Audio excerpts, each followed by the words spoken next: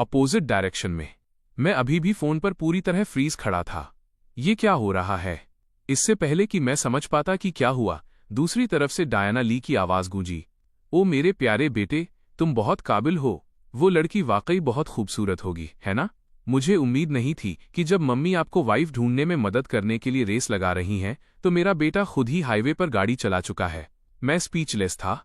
इसे मान नहीं सकता, वरना डायना ली कल ही यहां उड़कर आ जाएंगी। फिर मेरी इंस्टाग्राम फ्रेंड लिस्ट फॉलो करेंगी और पता लगा लेंगी कि अभी कौन बोला था। ये कंफर्म करने के बाद कि वो सोफी सलिवन है, वो हम दोनों को सीधा मैरिज रजिस्टर करने के लिए सिटी हॉल ले जाएंगी। मेरी मम्मी वाकई ऐसा कर सकती हैं। बेवजह गैस मत करो। बस अभी बाहर एक लड़की गिर गई थी। हर चीज का ब्लेम मुझ पर मत डालो। डायना ली ने माथा सिकोड़ा। उन्हें लगा कि बात में दम है, लेकिन अभी उन्हें महसूस हुआ था कि वो आवाज ठीक मेरे बगल में थी। क्या वो लड़की उनके बेटे के ऊपर ही गिर गई थी? उसके पास वाकई कोई लड़की तो नहीं है ना? मेरे होंठों पर मुस्कुराहट आ गई। लगता है कहानियां बनाने की मेरी एबिलिटी बुरी नहीं है। मुझे मिसडायरेक्ट करना जारी रखना होगा। बेशक यहां कोई नहीं है। बोस्टन की कॉस्ट ऑफ लिविंग मशहूर तौर पर महंगी है। मैंने अभी कुछ दिन पहले ही काम शुरू किया है। मेरा पीछा कौन करेगा? डायना ली ने इस बारे में सोचा और एग्री किया। भले ही उनका बेटा हैंडसम है, लेकिन आजकल की लड़कियां प्रैक्टिकल हैं। ठीक है, तो गर्लफ्रेंड ढूंढने के लिए तुम्हें खुद ध्यान देना होगा। मम्मी को हमेशा याद दिलाने की जरूरत न पड़े। ओके, आंटी लोग आ गई हैं। मम्मी अब माजोंग खेलने की तैयारी कर रही हैं। मैं ईमानदारी से मुस्कुराया। वो आंटियां वाकई मेरी रक्षक हैं। इस न्यू ईयर पर मैं उन सबको एक बड़ा रेड एनवेलप दूंगा। जी मम्मी, अपनी हेल्थ का ख्याल रखना, याद रखना। दूर रिवर सिटी में डायना ली अचानक चौंक गईं। उन्हें लगा कि कुछ तो गड़बड़ है। उनके बेटे का रिएक्शन कुछ अजीब था। हालांकि सारी एक्सप्लेनेशंस रीजनेबल थीं, लेकिन उन्हें इतनी आसानी से बेवकूफ नहीं बनाया जा सकता था। उन्होंने कॉल रिकॉर्डिंग सेव कर ली। कार्ड्स खेलने के बाद हम इसे शब्द दर शब्द दोबारा सुनेंगे। ठीक है, हैंग अप कर रही हूं। बेबी, अपना ख्याल रखना। ये सुनकर मुझे माफी जैसा महसूस हुआ। मैंने तुरंत जल्दी से फोन काट दिया। तभी सोफी सलिवन का एक क्यू मैसेज आया। डियर जेक टॉमसन, अभी अचानक मेरे पेट में दर्द हुआ, इसलिए मैं बाथरूम चली गई। खैर, अब मैं कार में बैठी हूं। अपनी कॉल के बाद मुझसे मिलने आओ। मुझे भूख लगी है, कुछ खाना चाहती हूं। मैंने राहत की सांस ली, तो वो अचानक पेट दर्द की वजह से चली गई। पक्का ठंडी आइसक्रीम खाने से हुआ होगा। अगर उसे भूख लगी है तो इस लड़की को खाना खिलाने ले जाना होगा। मैंने अपना माथा रगड़ा। बस कुछ ही कदम चला था कि पीछे से एक जानी पहचानी आवाज आई। ब्रदर जेक, क्या कोइंसिडेंस है? मैं कंफ्यूज होकर पीछे मुड़ा। टॉमस सलिवन को मुस्कुराते हुए देखा। ओह, ये तो ब्रदर सलिवन हैं। टॉमस सलिवन जल्दी से पास आए। ये वाकई मेरे फ्यूचर सन इन लॉ के अच्छे भाई हैं। उन्होंने शालीनता से मुझसे हाथ मिलाया, फिर अपने बगल वाले आदमी की तरफ इशारा करते हुए इंट्रोड्यूस कराया। ये रिचर्ड जैंग हैं, न्यू सेंचुरी मॉल के चेयरमैन। मैंने भी शालीनता से हाथ बढ़ाकर रिचर्ड जैंग से हाथ मिलाया। Hello mister जैंग। रिचर्ड जैंग नहीं जानते थे कि मैं कौन हूं, लेकिन टॉमस सलिवन का मेरे प्रति एटीट्यूड देखकर ही उनके लिए गर्मजोशी से मुस्कुराना काफी था। टॉमस सलिवन दिल खोलकर हंसे और मेरे कंधे को थपथपाया। ब्रदर जेक, बस प्राडा में शॉपिंग कर रहे हो? उन्होंने नजर डाली और मेरे हाथ में प्राडा का बैग देखा। मैंने कुछ नहीं छिपाया। हाँ, एक जैकेट खरीदी है। मेरी गर्लफ्रेंड मेरे साथ आई थी। टॉमस सलिवन ने इंस्टिंक्टिवली शॉपिंग मॉल के अंदर नजर दौड़ाई। बैग को देखकर, क्योंकि वो नंबर्स को लेकर काफी सेंसिटिव थे, उनकी नजर रसीद पर मौजूद नंबर सीक्वेंस पर पड़ी। 6-32-0-1-1-8 देखकर उन्हें कुछ जाना पहचाना सा लगा। रिचर्ड जैंग भी टॉमस सलिवन की तरह काफी समझदार निकले। उन्होंने आगे बढ़कर मुझे अपना बिजनेस कार्ड दिया और साफ तौर पर मेल जोल बढ़ाने की इच्छा जताई। ब्रदर जेक, मेरे इस कार्ड की न्यू सेंचुरी में काफी वैल्यू है। इम्प्रेसिव। ये बड़े लोग बिजनेस कार्ड देना काफी पसंद करते हैं। बाद में न्यू सेंचुरी आने पर इससे डिस्काउंट मिलेगा। Thank you mister जैंग। थोड़ी देर बातचीत करने के बाद मैंने उनसे विदा ली। आखिर सोफी सलिवन ने अभी कहा था कि उसकी तबीयत ठीक नहीं है, तो मैं भी थोड़ा फिक्रमंद था। ऊपर से मुझे भी वाकई बहुत भूख लगी थी। लानत है, आज दोपहर की टीम बिल्डिंग में कुछ खाया ही नहीं था। मेरी फिगर को धीरे धीरे दूर जाते देख रिचर्ड जैंग और टॉमस सलिवन ने एक दूसरे की तरफ देखा और सिर हिलाया। मैच्योर और स्टेबल। इस नौजवान का फ्यूचर काफी ब्राइट है। मुस्कुराते हुए वे दोनों साथ में प्राडा के अंदर चले गए। टॉमस सलिवन ने सेटिस्फाइड होकर सिर हिलाया। सेल्स गर्ल ने जब रिचर्ड जैंग जैसे सबसे बड़े बॉस को आते देखा तो उसका एटीट्यूड एकदम सीरियस हो गया। इससे पहले जब मैं बाहर रिचर्ड जैंग और टॉमस सलिवन से बात कर रहा था, उसने वो सीन देख लिया था और उसे मेरे स्टोर में होने वाली बात भी याद थी। बस चंद शब्दों ने डिलन क्लाउड को शर्मिंदा होकर पीछे हटने पर मजबूर कर दिया था। वह बुदबुदाए बिना नहीं रह सकी। वाकई सभी हाई लेवल लोग एक दूसरे को जानते हैं। उसकी आवाज बहुत धीमी थी, लेकिन पास खड़े टॉमस सलिवन ने सुन ली। उन्होंने पूछा, तुमने क्या कहा? सीधे टोक दिए जाने पर सेल्स गर्ल चौंक गई। उसने हड़बड़ी में एक्सप्लेन किया, वो शख्स जो अभी आपके और चेयरमैन जैंग के साथ बात कर रहे थे, वो वाकई एक्सीलेंट हैं। सेल्स गर्ल ने स्टोर में जो कुछ भी हुआ था वो सब कह सुनाया। टॉमस सलिवन और रिचर्ड जैंग दोनों ने ही अपनी अप्रूवल दी। आने वाली जनरेशन पिछली जनरेशन को रिप्लेस करने के काबिल है। रिचर्ड जैंग ने मजाक में पूछा, ब्रदर जेक ने अभी क्या खरीदा? क्या उन्हें अच्छा डिस्काउंट मिला? सेल्स गर्ल धीरे से मुस्कुराई। एक रेगुलर जैकेट और एक सूट खरीदा। जैकेट पर सबसे ज्यादा डिस्काउंट दिया क्योंकि वो उन पर बहुत अच्छी लग रही थी। सूट लिमिटेड एडिशन है, उस पर मैं डिस्काउंट नहीं दे सकी। रिचर्ड जैंग सरप्राइज होकर फ्रीज हो गए और पूछा, करीब 6 लाख वाला? सेल्स गर्ल ने सिर हिलाया, वही वाला, चेयरमैन जैंग। टॉमस सलिवन भी हैरान थे। 6 लाख? ब्रदर जेक की फाइनेंशियल हालत वाकई बहुत स्ट्रांग है। वो उनकी गर्लफ्रेंड की तरफ से गिफ्ट था। टॉमस सलिवन की आंखें फटी की फटी रह गईं। हे भगवान, एक गर्लफ्रेंड सीधा 6 लाख खर्च कर सकती है, तो फिर ब्रदर जेक खुद कितने अमीर होंगे? अचानक टॉमस सलिवन ने एक गहरी सांस ली। बोस्टन में अमीर लोगों की कमी नहीं है, लेकिन खुद शॉपिंग करने जाने वाले लोग कम ही मिलते हैं। ब्रदर जेक जैसा कोई जो सबका ध्यान खींच ले और तुरंत 6 लाख स्वाइप कर सके। उनकी गर्लफ्रेंड पक्का कोई यंग अमीर महिला होगी। वो बहुत खूबसूरत होगी, है ना? टॉमस सलिवन ने टटोला। सेल्स गर्ल हल्का सा मुस्कुराई और मन ही मन सोचने लगी, इतने सक्सेसफुल लोगों को भी ऐसी गॉसिप पसंद होती है। बढ़िया है। चेयरमैन जैंग बनावटी नहीं है और उनके दोस्त भी वैसे ही हैं। बहुत खूबसूरत है। सारे सुरागों को जोड़ते हुए टॉमस सलिवन के दिल में एक अजीब सी फीलिंग आई। ऐसा लग रहा था जैसे वो कुछ डिस्कवर करने ही वाले हैं, पर अब भी कुछ मिसिंग है। आप क्या सोच रहे हैं ब्रदर सलिवन? ये सूट आप पर बहुत जचेगा। एक चुन लीजिए, मेरी तरफ से ट्रीट। अचानक रिचर्ड जैंग की आवाज ने टॉमस सलिवन को हकीकत में वापस खींच लिया। वाकई अच्छा है, मुझे ट्राई करने दो, टॉमस सलिवन ने जवाब दिया। इस वक्त एक मासेराती क्वाट्रोपोर्टे धीरे धीरे न्यू सेंचुरी मॉल से बाहर निकल रही थी। कार में मैंने मुड़कर सोफी सलिवन से पूछा कि वो क्या खाना चाहती है। पहले उसे भूख नहीं थी, बस मॉल में वापस जाने की हिम्मत नहीं थी। उसे डर था कि कहीं किसी कोने पर उसके डैड न मिल जाएं। लेकिन अब मेरा प्रोफाइल देखकर उसे फिर से भूख लग गई थी। वो पाउट बनाकर बोली, आप जो भी खाना चाहें मैं वही खा लूंगी। मुझे अचानक याद आया कि पिछली बार मैंने उसे बीफ नूडल्स खिलाने के लिए कहा था। वैसे भी मेरा भी वही मन था, तो फिर मेरे घर के नीचे वाली बीफ नूडल शॉप पर चलते हैं। सोफी सलिवन एकदम से फ्रीज हो गई। उसकी आंखें सितारों की तरह चमकने लगीं। उसने ये ठीक से नहीं सुना कि क्या खाना है, उसे बस ये सुनाई दिया कि मेरे घर चलना है। उसके घर? ही, क्या होगा अगर वो रोमांटिक मूड में आ गए? क्या वो मुझे अपने प्राइवेट रूम में ले जाना चाहते हैं? सिर्फ ये सोचकर ही उसका चेहरा लाल हो गया। सोफी सलिवन मुड़कर खिड़की के बाहर देखने लगी। आसमान में डूबते सूरज की लाली छाई थी, जो बिल्कुल उसके गालों की लाली जैसी दिख रही थी। आज तो ऊपर वाला भी प्यार में लग रहा है। गार्डन रेसिडेंस कॉम्प्लेक्स के बीफ नूडल्स। देखो तुम्हें क्या पसंद है। मैंने सोफी सलिवन को मेन्यू पकड़ाया। उसने नूडल्स की सारी वैरायटी देखी। अचानक कंफ्यूज होकर उसने मेन्यू मुझे वापस दे दिया। मैं वही खाऊंगी जो आप अक्सर खाते हैं। अगर मैं खुद चुनूंगी तो शायद अच्छा ना हो, लेकिन जो आप अक्सर खाते हैं वो पक्का टेस्टी होगा। ये मत कहना कि सबकी पसंद अलग होती है। आपकी पसंद ही मेरी पसंद है। मैं मुस्कुराया और आवाज दी, boss 2 bowl traditional beef noodles. Boss एक मिडिल एज आदमी थे। किचन में आटा गूंथते हुए उन्होंने जानी पहचानी आवाज सुनी और ऊपर देखकर प्यार से मुस्कुराए। ओह, ये तो छोटे जेक हैं। आज अपनी गर्लफ्रेंड को नूडल्स खिलाने लाए हो। ये वाकई बहुत सुंदर है। सोफी सलिवन की आंखें फैल गईं। उसने ऊपर देखा और बॉस की नजरों से नजरें मिली। वो अजीब तरह से मुस्कुराई और फिर शर्माकर अपना सिर झुका लिया। बॉस नूडल्स बनाते हुए बोले, छोटे जेक, तुम्हारी गर्लफ्रेंड अभी भी शर्मा रही है। बता सकता हूं कि वो एक बहुत अच्छी इंसान है। तुम वाकई खुशकिस्मत हो। मैं उसे छेड़ने से खुद को रोक नहीं पाया। ये अभी भी दिल से एक छोटी बच्ची है। शर्माना तो नॉर्मल है। सही बात है, मेरी छोटी सोफी तो छोटी सोफी ही है। सोफी सलिवन ने गुस्से का नाटक किया और मुझे घूरते हुए पाउट बनाया। आप बॉस के काफी क्लोज लग रहे हैं। मैंने अपनी तरफ इशारा करते हुए हंसकर कहा, तुम्हारा हस्बैंड सोशल जीनियस है, लेकिन वाइफी तुम अभी अजीब लग रही हो। बिल्कुल उस बहू की तरह जो ससुराल आई हो और रिश्तेदारों के सवालों पर शर्मा रही हो। सोफी सलिवन ने अपनी ठुड्डी टिकाते हुए पाउट बनाया। जेक टॉमसन, चुप हो जाओ। तुम्हें सब पता है, फिर भी कह रहे हो। उसका एम्बैरेस चेहरा देखकर मेरा मन उसे और भी छेड़ने का किया। ओह, क्या कोई ऐसा नहीं था जिसने सभी एम्प्लॉयज के सामने मुझे जोर से हस्बैंड कहा था? अब तुम्हें शर्म आ रही है। सोफी सलिवन ने अपनी छोटी पिंक स्कर्ट को पकड़ते हुए पाउट बनाया। अभी भी मेरे बारे में शो ऑफ कर रहे हो? अब मुझे नहीं पता कि बाद में आरडी एम्प्लॉयज का सामना कैसे करूंगी। मुझे अचानक गिल्ट महसूस हुआ। कंधे झुकाते हुए मैंने उसे जल्दी से कंफर्ट किया। अरे फिक्र मत करो, वो सब सोचते हैं कि तुम मेरी कजिन हो।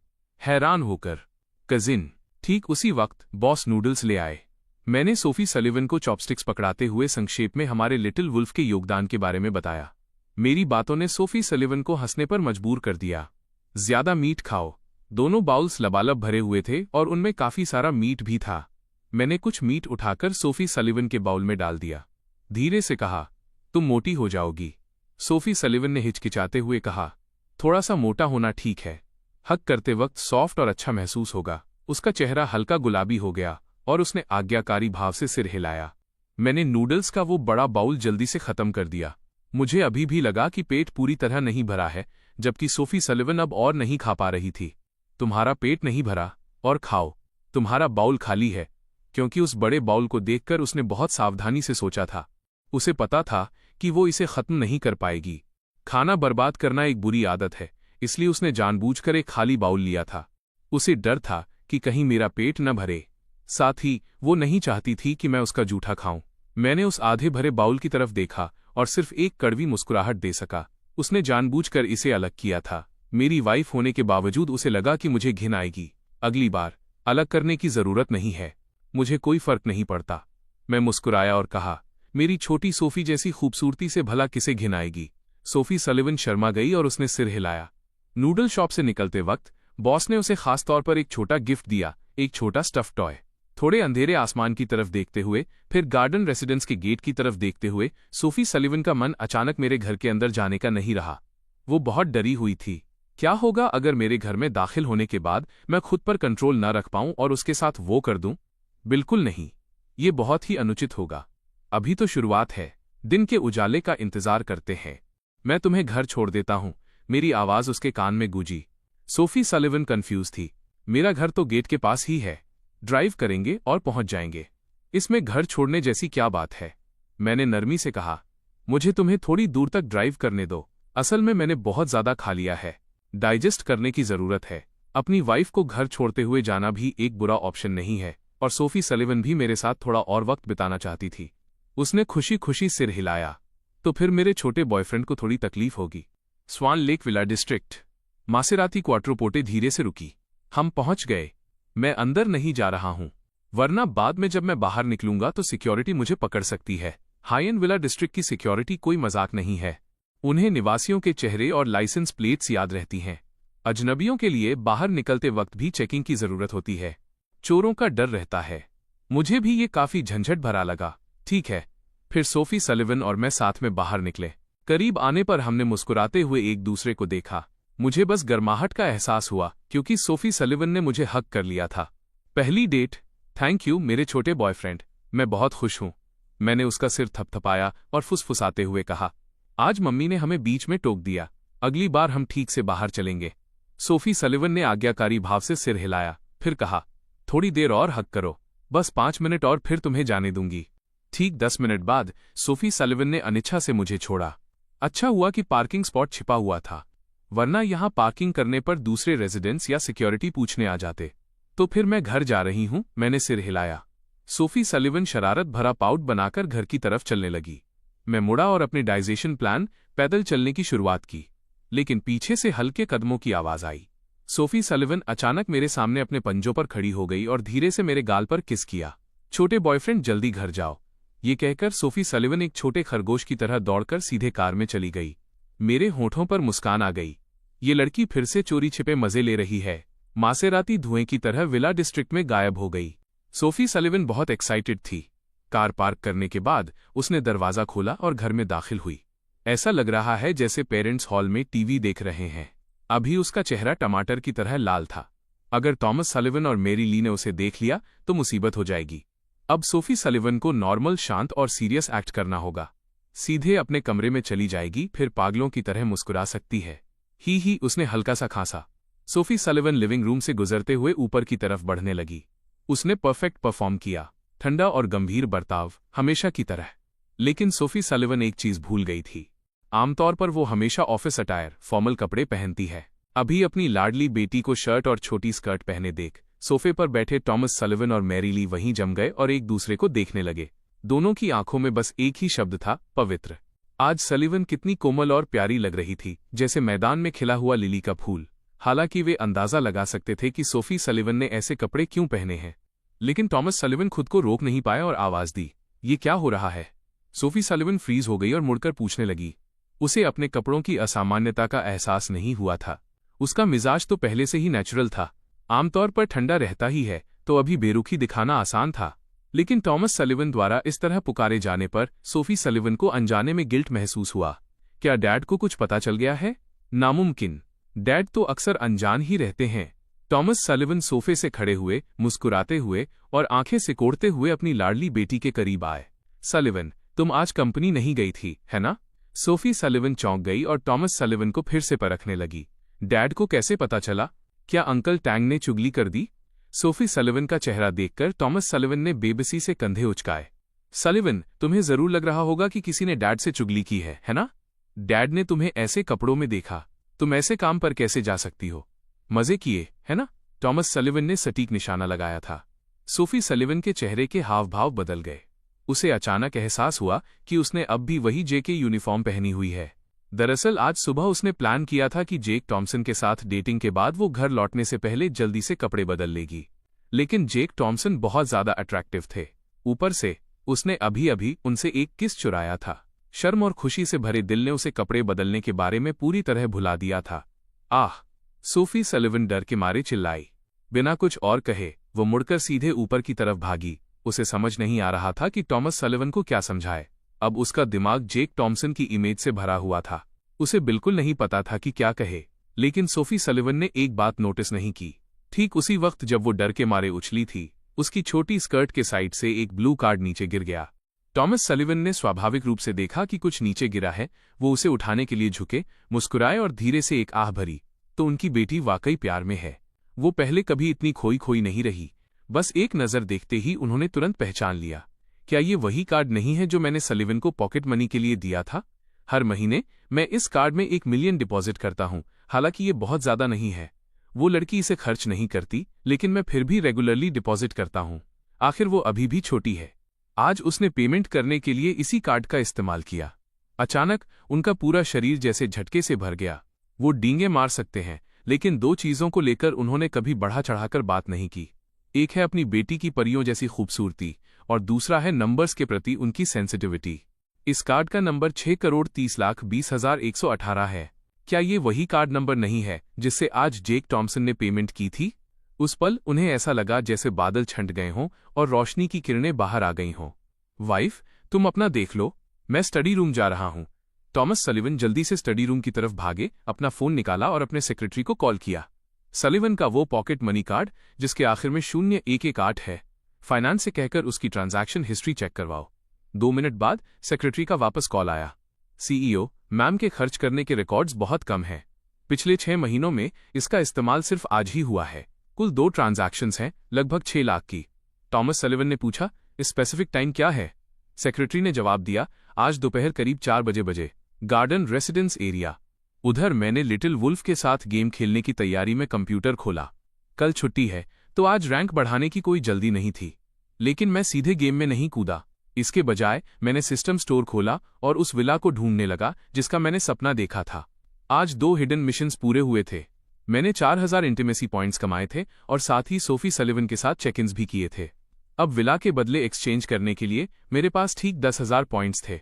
मैंने सिस्टम में मिलिट्री मैंशन नंबर 1 को एक्सचेंज करने के लिए चुना। सिस्टम ने नोटिफाई किया, डिटेक्टेड, होस्ट प्रोडक्ट एक्सचेंज करना चाहता है। वैल्यू रेशियो बहुत कम है। होस्ट को दोबारा विचार करने के लिए 1 मिनट दिया जा रहा है। मैंने मन ही मन गाली दी, मुझे एक्सचेंज नहीं करने दे रहा? लानत है, मैंने इतने समय तक इंटीमेसी पॉइंट्स सिर्फ एक घर के बदले एक्सचेंज करने के लिए जमा किए थे। अब तुम कह रहे हो कि ये इसके लायक नहीं है। असल में मुझे अपार्टमेंट कॉम्प्लेक्स में रहने की आदत है। ये काफी कोजी और कंफर्टेबल लगता है। हालांकि विला लग्जरियस होते हैं, पर अकेले रहना बहुत खाली खाली सा लगता है। प्रॉब्लम यह है कि इस सिस्टम स्टोर में अपार्टमेंट्स नहीं है। सिस्टम ने जवाब देते हुए सुझाव दिया कि होस्ट स्टोर लिस्ट को ब्राउज करना जारी रखे। मैंने हल्की सी त्योरी चढ़ाई, आज सिस्टम इतना एक्टिव क्यों है? लगता है बाद में इसे और भी कोसना पड़ेगा। तो यहाँ अपार्टमेंट्स भी हैं।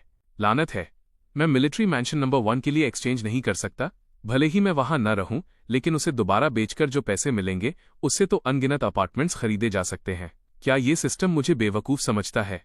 मैं बड़बड़ाया, कोसता रहा, लेकिन फिर भी एक्सचेंज लिस्ट को नीचे स्क्रॉल करता गया। होली, जब मैंने अपार्टमेंट सेक्शन देखा तो मैं जम गया।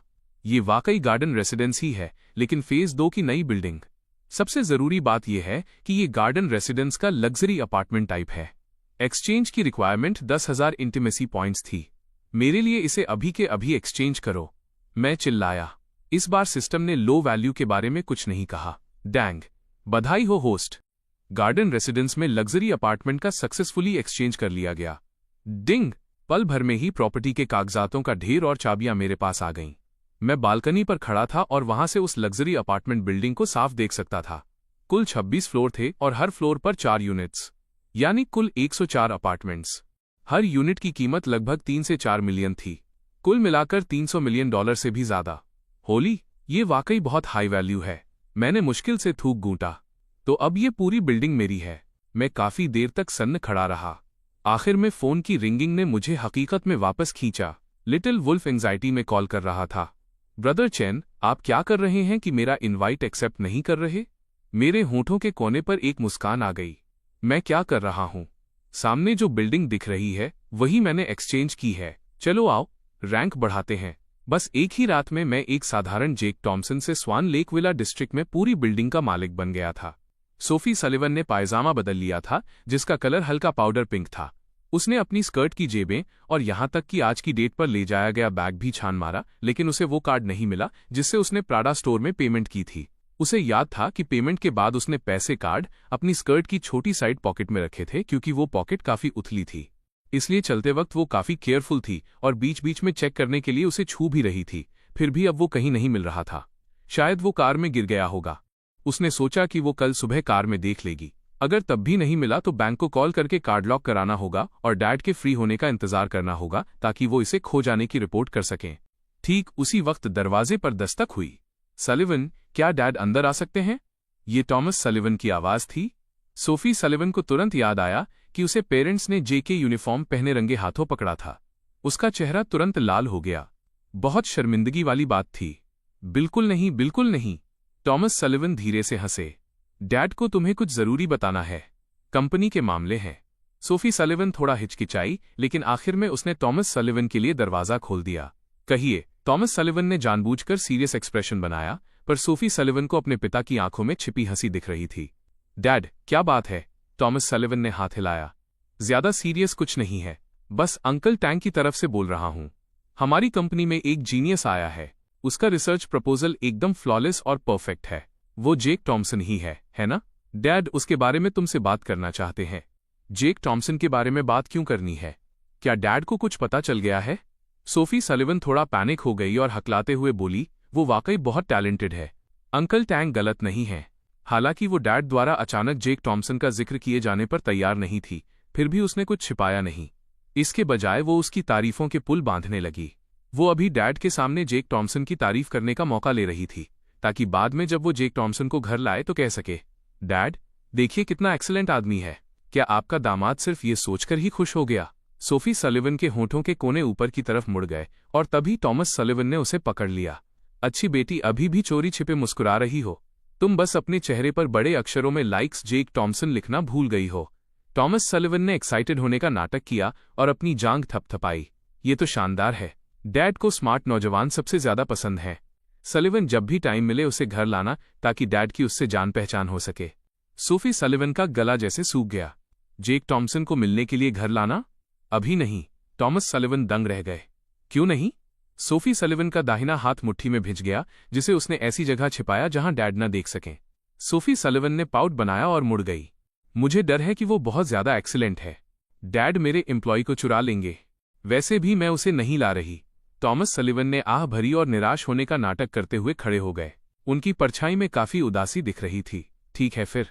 ओह, वैसे ये वो बैंक कार्ड है जो तुम नीचे गिरा आई थी। इसे दोबारा लापरवाही से मत खोना। इतना कहकर टॉमस सलिवन कमरे से बाहर चले गए। कमरे में सोफी सलिवन ने राहत की सांस ली। उसने जल्दी से टेबल पर रखा बैंक कार्ड उठा लिया। ये वही कार्ड था जिससे मैंने पेमेंट की थी। अच्छा हुआ कि ये खोया नहीं। सोफी सलिवन बड़ी सी मुस्कान के साथ मुस्कुराई और कार्ड को अपनी डायरी में सावधानी से रख लिया। ही, इस तरह ये खोएगा नहीं। खोए हुए पैसे तो वापस आ सकते हैं, लेकिन जरूरी बात यह है कि ये पहली बार था जब उसने इस कार्ड का इस्तेमाल जेक टॉम्सन के लिए गिफ्ट खरीदने में किया था। इसे संभाल कर रखना ही होगा। सोफी सलिवन नहीं जानती थी कि उसके डैड कमरे से निकलने के बाद किचन की तरफ किसी बेकाबू बत्तख की तरह भागे। उन्होंने फ्लाइंग मोदी की एक बॉटल खोली, एक पूरा गिलास भरा और एक ही घूंट में गटक गए। रिफ्रेशिंग। पहले कभी इतना तरोताज़ा महसूस नहीं हुआ था। टॉमस सलिवन को आखिरकार सब समझ आ गया था। इससे पहले उन्हें जेक टॉम्सन ने चकमा दिया था। वो नेकलेस जेक टॉम्सन ने खुद खरीदा था और उनकी लाडली बेटी का बॉयफ्रेंड वही ब्रदर जेक टॉम्सन है। क्योंकि शुरुआत में जेक टॉम्सन ने उन्हें बड़ी चतुराई से घुमाया था, अब जाकर टॉमस सलिवन ने गुत्थी सुलझा ली थी। लेकिन उन्होंने जेक टॉम्सन को बिल्कुल भी दोष नहीं दिया। इसके बजाय वो और भी ज्यादा सेटिस्फाइड महसूस कर रहे थे। काम में सावधानी, फ्लेक्सिबल सोच वाकई इस युग का आदर्श युवा है। नहीं, इस युग का आदर्श दामाद होना चाहिए। गार्डन रेसिडेंस में इसे ड्रैगन दामाद कहा जा सकता है। रात के 11 बजे मैंने और लिटिल वुल्फ ने लगातार 4 गेम्स जीते। सेटिस्फाइड होकर मैंने लॉग आउट किया। मैंने सोफी सलिवन को ढूंढने के लिए क्यू खोला। वाइफी, सो गई क्या? सोफी सलिवन हमेशा की तरह तुरंत रिप्लाई देती थी, नहीं सोई, तुम्हारी याद आ रही है। कुछ दिनों तक जेक टॉम्सन को जानने के बाद सोफी सलिवन धीरे धीरे और भी खुलने लगी थी। अब वो शुरुआत की तरह सख्त और हिचकिचाने वाली नहीं थी। मैं हंसा और टेक्स्ट बैक किया, पर मुझे तुम्हारी याद नहीं आ रही। मैं अब भी गुस्से में हूं। क्यों? आज खेल खत्म होने के बाद तुम गायब हो गई। मुझे वापस किस करने का मौका ही नहीं दिया। मेरा अंदाजा सही था। स्क्रीन के उस पार सोफी सलिवन पक्का शर्मा रही होगी। मैं इमेजिन किए बिना नहीं रह सका। थोड़ी देर और प्यारी बातें करने के बाद हमने गुड नाइट कहा। ऑफिस जाने वालों के लिए शनिवार काफी इंतजार के लायक होता है, लेकिन मेरे लिए ये रेगुलर दिनों से ज्यादा अलग नहीं था। बस ऑफिस में मूवी देखने और गेमिंग करने के बजाय अब मैं घर पर मूवी देख रहा था और गेम खेल रहा था। मैंने पहले सोफी सलिवन को हिडन मिशंस के लिए इनवाइट करने का प्लान बनाया था, लेकिन बदकिस्मती से कंपनी में कुछ काम आ गया और उसे डॉक्यूमेंट्स प्रोसेस करने थे। जहां तक मेरी बात है, मैं अपने सिद्धांत पर कायम था, छुट्टी का मतलब है कंपनी न जाना। इसलिए सोफे पर सुकून से लेटे हुए मैं कल रात पूरी बिल्डिंग एक्सचेंज करने के बारे में और उसकी प्लानिंग करने के बारे में सोचने लगा। मैं इसे किराए पर देना चाहता था, लेकिन मुझे अभी भी पूरा भरोसा नहीं था, क्योंकि अपनी पास्ट लाइफ में मैं एक रियल एस्टेट फ्रॉड में फंस गया था, जहां एक कंपनी पैसे लेकर भाग गई थी। मुझे ठीक से याद नहीं है कि वो कौन सी कंपनी थी, इसलिए मुझे डर है कि कहीं फिर से वैसा ही कुछ न हो जाए। इसे खाली छोड़ना भी बर्बादी है, पर मुझे इसे इस्तेमाल करने का कोई सही तरीका नहीं सूझ रहा था। ठीक उसी वक्त फोन बजा। मैंने फोन उठाया। हेलो, बोल रहा हूं मिस्टर टॉम्सन, इतनी जल्दी कॉल करने के लिए माफी चाहता हूं। मैं वाकई बहुत शर्मिंदा हूं। मैंने माथा सिकोड़ा। लानत है, ये आवाज जानी पहचानी लग रही है। ओह, याद आया, ये सेलेस्टियल म्यूजिक हाउस के music store owner Richard chain है। क्या बात है, बस बोल दीजिए। रिचर्ड चेन अजीब तरह से हंसे।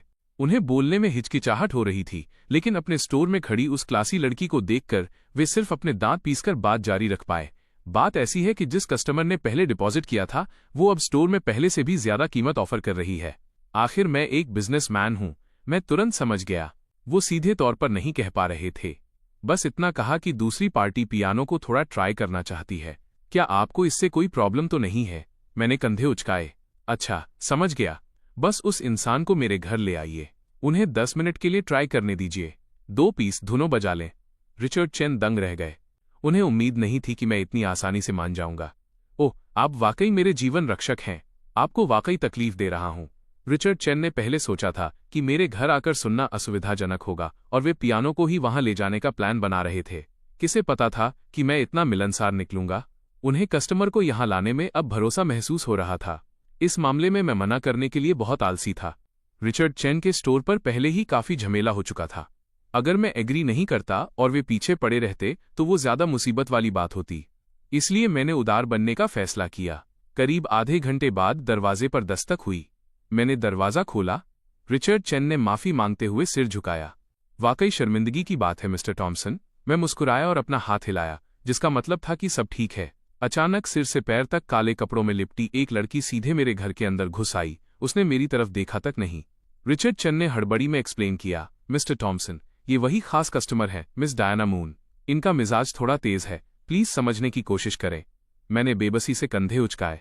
बस डायना मून को सीधे लिविंग रूम में पियानो की तरफ जाते देखा। वह बिना किसी शिष्टाचार के बैठ गई, एक हाथ सीधे कीज पर रखा। पूरे 9 मिनट का इस्तेमाल करते हुए उसने रैप्सोडी क्रोएशिया और वाइल्ड विंड डांस बजाई। मैंने अपनी आंखें सिकोड़ी। ये औरत भले ही इसका एटीट्यूड घटिया है और इसे तमीज नहीं है, लेकिन पियानो बजाना वाकई इसे आता है। इमोशंस और रिदम बुनियादी तौर पर एकदम सही थे, कोई गलत सुर भी नहीं था, बस तकनीक में थोड़ी कमियां थीं। दोनों धुनें खत्म करने के बाद डायना मून खड़ी हुई और सीधे मेरे पास आई। उसने बड़े घमंड से मेरी तरफ एक बैंक कार्ड फेंका। ये लो 6 लाख। फिर वो रिचर्ड चेन की तरफ मुड़ी। किसी को ढूंढो जो पियानो को शिफ्ट कर सके। सबसे ज्यादा डर तब लगता है जब माहौल अचानक खामोश हो जाए। उस पल रिचर्ड चेन और मैंने एक दूसरे की तरफ देखा। हमें समझ नहीं आ रहा था कि क्या हुआ। दोनों की आंखों में एक दूसरे के लिए हैरानी थी। इस औरत को वाकई कोई प्रॉब्लम है। मैंने जोर से माथा सिकोड़ा। मेरा चेहरा डायना मून के प्रति नाखुशी से भरा था। उसने भी मेरी नजरों को महसूस किया। वो थोड़ा रुकी, फिर अपने बैग से एक और कार्ड निकाला। इस कार्ड में और 1 लाख हैं। अब तो सेटिस्फाइड हो? रिचर्ड चेन, मेरे लिए पियानो शिफ्ट करने के लिए किसी को ढूंढो। क्या तुम्हारा दिमाग खराब है? भले ही वो बदतमीज थी, लेकिन मैं नए युग का एक आदर्श युवा हूं। क्या मेरा बर्ताव काफी विनम्र नहीं है? डायना मून मुड़ी और मेरी तरफ घूरने लगी। उसकी आंखें चमक रही थीं। तुम्हें और 2 लाख दे रही हूं। अभी भी सेटिस्फाइड नहीं हो? उसे ये पियानो कीज को छूते ही बहुत पसंद आ गया था। वो इसमें खो गई थी। ये वही इमोशन था जिसके लिए वो पागल थी। मैंने मन ही मन सोचा, मैं बर्दाश्त करने में बहुत अच्छा हूं, लेकिन मैं उसके जैसे लोगों को कभी सहन नहीं करता। स्वोश, मेरा चेहरा उतर गया। बात ये नहीं है कि मैं नहीं खरीदूंगा, बल्कि मैं खरीदी हुई चीजें बेचता नहीं हूं। मैं भला क्यों बेचूं? प्लीज मेरे घर से तमीज से बाहर निकल जाइए।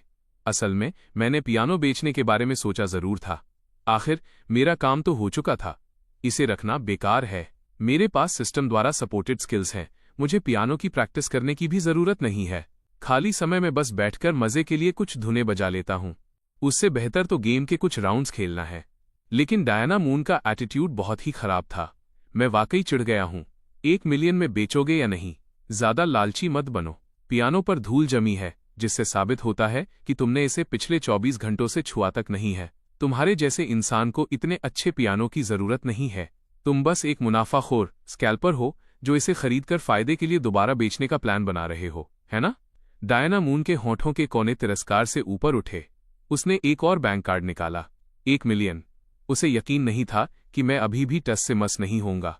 वाकई मैं दंग था। डायना मून को मन ही मन अपनी जीत महसूस हुई। तो आखिर बात पैसों की ही है। लेकिन उसने गलत समझा था। मैं दंग इसलिए था क्योंकि मैं सोच रहा था कि इसे पैसों के साथ बाहर कैसे निकालूं। लानत है, तुम ये क्या कह रही हो? जरा तमीज से बात करो। अगर मैं मिलनसार होता तो 50,000 में भी तुम्हें बेच देता।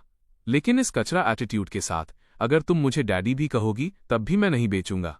क्या पैसा होना इतना बड़ा शो ऑफ है? वाकई लगता है कि पैसा ही सब कुछ है। अचानक मुझे एक आइडिया आया। आखिरकार मुझे डायना मून जैसे कानून हाथ में लेने वाले लोगों से निपटने का एक तरीका मिल गया। देखते हैं कौन ज्यादा बेहतर है। मैं मुड़कर बेडरूम की तरफ चला गया। जब मैं वापस आया तो मेरे हाथ में प्रॉपर्टी के कागजातों प्रॉपर्टी डीड्स का एक ढेर था, जिसे मैंने कॉफी टेबल पर रख दिया। डायना मून ने माथा सिकोड़ा। यह लड़का क्या प्लानिंग कर रहा है? यहां तक कि रिचर्ड चेन की आंखें भी फटी की फटी रह गईं। ये सब असली प्रॉपर्टी डीड्स हैं। मैंने पूरा ढेर हाथ में पकड़कर डायना मून की तरफ इशारा किया और उन्हें सीधे फर्श पर फेंक दिया। मैं एक स्कैल्पर हूं? अपनी आंखें खोलकर देखो। एक प्रॉपर्टी डीड की कीमत 4 मिलियन है। तुम मुझसे पैसों की बात करना चाहती हो? डायना मून की आंखों में घबराहट की चमक दिखी, लेकिन मैंने उसे फिर भी नहीं छोड़ा और पेपर्स फेंकते हुए अपनी बात जारी रखी। मैंने तुम्हारे एटीट्यूड का तो जिक्र भी नहीं किया। मेरे घर पियानो बजाने आई हो। तुम्हें पता भी है कि कौन प्रॉब्लम खड़ी कर रहा है। तुम ऐसा एक्ट कर रही हो जैसे पूरी दुनिया तुम्हारी 800 मिलियन की कर्जदार हो। आमतौर पर एक बिगड़ी हुई राजकुमारी बनी फिरती हो, है ना? जिसे उत्तर दक्षिण का भी पता नहीं है। डायना मून का चेहरा उतर गया। उसने अपनी मुट्ठियां भींच लीं और एक एक शब्द चबाकर बोली, चुप हो जाओ। मैं चौंक गया। क्या ये लड़की पागल है? ये मेरा घर है और तुम मुझे चुप होने को कह रही हो? शायद तुमने अपने सपने से जागना नहीं सीखा या दिमाग में कोई दिक्कत है। इसी के साथ एटीट्यूड रहा तो तुम्हें सिखाने वाले बहुत से लोग मिल जाएंगे। मैंने लापरवाही से करोड़ों की कीमत के डीड्स फेंक दिए। क्या तुम ऐसा कर सकती हो? डायना मून जोर जोर से सांसें ले रही थी। साफ तौर पर पागलपन की हद तक उकसा दी गई थी। वाकई उसके पास मेरी जैसी काबिलियत नहीं थी। 1 मिलियन का पियानो खरीदना ही उसकी लिमिट थी। आखिर वो अभी भी एक स्टूडेंट ही है। मैं हल्का सा मुस्कुराया और ठंडी हंसी हंसा। धीरे से कहा, असल में मैं कोई बेमुरव्वत इंसान नहीं हूं। यह पियानो मैं तुम्हें दे सकता हूं, बस शर्त यह है कि तुम्हारे नाम की प्रॉपर्टी मुझसे ज्यादा होनी चाहिए। फिर मैं दूसरी बार नहीं सोचूंगा और तुरंत तुम्हें दे दूंगा। कैसा लगा? आखिरकार वो पल आ ही गया। फर्श पर बिखरे प्रॉपर्टी डीड्स और मेरी बातों ने डायना मून के राजकुमारी वाले मिजाज को पूरी तरह चकनाचूर कर दिया। उसकी आंखें लाल हो गईं, वो मुड़ी और मेरे घर से निकल गई। इस वक्त रिचर्ड चेन अभी भी सन्न खड़े थे और थूक गूंट रहे थे। मैंने हाथ हिलाया। मैं आपको बाहर छोड़ने नहीं आ रहा, दरवाजा खुद बंद कर लेना। रिचर्ड चेन ने बड़ी सावधानी से दरवाजा बंद किया। उनकी पीठ ठंडे पसीने से भीग चुकी थी। डैंग! उन्हें उम्मीद नहीं थी कि मिस्टर टॉमसन के पास इतनी ताकत होगी। मैंने जोर से आंखें घुमाईं, फिर झुककर एक एक करके प्रॉपर्टी डीड्स उठाने लगा। इस सामान को फर्श पर फेंकने से वाकई मेरे हाथ में दर्द होने लगा था, लेकिन गहराई से सोचा तो मैं भी थोड़ा हैरान था। जब डायना मून मुड़कर जा रही थी तो लगा जैसे वो रोने ही वाली है। ओहो! उसे डांटकर रुला दिया। मैंने अपनी ठुड्डी को छुआ और आह भरी। अगर वो वाकई रोई है तो मैं बस यही कहना चाहता हूं कि रोना सही है। ऐसे ईक्यू और एटीट्यूड के साथ अगर उसने आज मेरी डांट से आंसू नहीं बहाए तो बाद में उसे कई बार आंसू बहाने पड़ेंगे। कोई कह सकता है कि मुझे खूबसूरती की कद्र करना नहीं आता। अरे भाई, वो मेरी वाइफ नहीं है। और जोर से रो, मुझे सुनने दो और हंसने दो। मैंने पैर पर पैर चढ़ाया और सोफे पर बैठ गया, एकदम फ्रेश महसूस कर रहा था। लीडर कॉर्पोरेशन के चार्ल्स मिलर के चेहरे पर शक के बादल छाए थे। वो कल से डिलन टैंक के ऑफिस के बाहर चक्कर लगा रहे थे। कल उनकी विलियम हैरिस से काफी देर बात हुई थी। उन्हें एक बहुत ही अजीब बात पता चली। जेक टॉमसन सीईओ सोफी का कजिन है। क्या सीईओ सोफी का कोई कजिन है? उन्हें याद था कि ऐसा कोई नहीं है, लेकिन सोफी सलिवन के अजीब व्यवहारों के बारे में सोचकर चार्ल्स मिलर को अभी भी आधा ही यकीन हो रहा था। इसलिए आज उन्होंने डिलन टैंक से कंफर्म करने का फैसला किया। ओल्ड चार्ल्स, तुम यहाँ क्यों खड़े हो? डिलन टैंक अभी सोफी सलिवन के साथ काम की बात खत्म करके निकले थे। वे घर ले जाने के लिए कुछ डॉक्यूमेंट्स लेने अपने ऑफिस जा रहे थे। तभी उन्होंने सवालों से भरा चार्ल्स मिलर का चेहरा देखा। डायरेक्टर टैंक, मुझे आपसे कुछ पूछना है। मैं काफी सोच रहा हूं पर समझ नहीं पा रहा।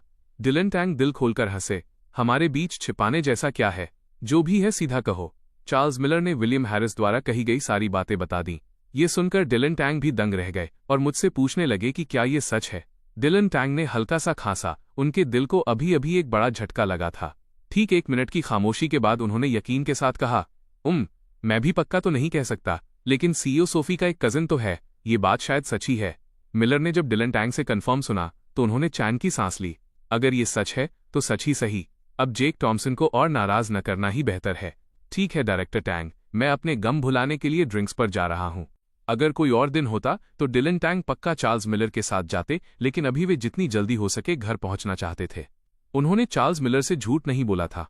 सोफी सलिवन की एक कजिन है और वो उनकी अपनी बेटी ही है। जी हाँ, क्योंकि दोनों परिवार बचपन से करीब थे, इसलिए सोफी सलिवन और उनकी बेटी अभी भी एक दूसरे को कजिन कहते हैं। पिछली बार टॉमस सलिवन के साथ ड्रिंक करने के बाद उन्हें अपनी बेटी को जेक टॉमसन से मिलवाने का आइडिया आया था, लेकिन लगता है कि उनकी बेटी पहले ही जान चुकी है कि जेक टॉमसन एक अनमोल हीरा है और उसने आज चोरी छिपे अपनी चाल चल दी है। रोजाना से भी ज्यादा तेज रफ्तार में कार चलाते हुए डिलन टैंक घर पहुंचे। उन्होंने दरवाजा खोला और अंदर दाखिल हुए। देखा कि उनकी बेटी सोफे पर बैठी है, चेहरा गुस्से से लाल है और आंखें अब भी नम हैं। मेरी नन्ही राजकुमारी रोई है? आखिर किसने इस लड़की को इस तरह रुलाया? डैड को घर आते देख डायना मून को जेक टॉमसन का फर्श पर प्रॉपर्टी डीड्स फेंकना याद आ गया। वो जितना सोचती उतना ही उसे गुस्सा आता। डैड, मुझे कुछ डिस्कस करना है। डिलन टैंक मुस्कुराते हुए पास आए। क्या बात है? बस कह दो, जब तक डैड कर सकते हैं हम तुम्हारे लिए पक्का करेंगे। डायना मून ने आंखें सिकोड़ी। कुछ प्रॉपर्टी डीड्स होना बहुत बड़ी बात है क्या? डैड, लीडर कॉर्पोरेशन और ट्रिपल पैलेस रियल एस्टेट के सारे शेयर्स मेरे नाम कर दो। डिलन टैंक का चाय से गला लगभग रुंध ही गया। आजकल के इंटरनेट फ्रेशर्स में कहें तो, मेरी नन्ही राजकुमारी, तुम ये क्या कह रही हो? तुम्हें वाकई लगता है कि ये चीजें किसी लकी व्हील की तरह हैं? जब चाहो ट्रांसफर कर दो। डैड, मैं आपकी इकलौती बेटी हूं। आपके बाद ये सब वैसे भी मेरा ही होना है ना? जेक टॉमसन के घमंडी चेहरे के बारे में सोचकर डायना मून और भी चिढ़ गई। मैं पागल होने वाली हूं डैड। तो आप कब मरोगे? यह सुनकर डिलन टैंक पूरी तरह सन्न रह गए। ये बेटी भी ना? मेरे दिल पर जैसे 9,999 बार खंजर चले हों। काफी देर तक उसे पुचकारा, पर उसने साफ साफ नहीं बताया कि हुआ क्या था। डिलन टैंक ने आह भरी। पक्का किसी चीज ने उसे फिर से उकसाया होगा। बेहतर है कि मेन मुद्दे पर बात की जाए। मून, लीडर कॉर्पोरेशन में जेक टॉमसन नाम का एक जीनियस एम्प्लॉय आया है। क्या तुम उसे जानती हो? डायना मून ने बिना सोचे इनकार कर दिया। नहीं जानती। डिलन टैंग ने अपनी ठुड्डी रगड़ी। ये लड़की अब भी मान नहीं रही। डैड को साफ तौर पर सब पता है, फिर भी क्यों नाटक कर रहे हैं? पर सीधा पूछने के लिए डिलन टैंग पहले से तैयार थे।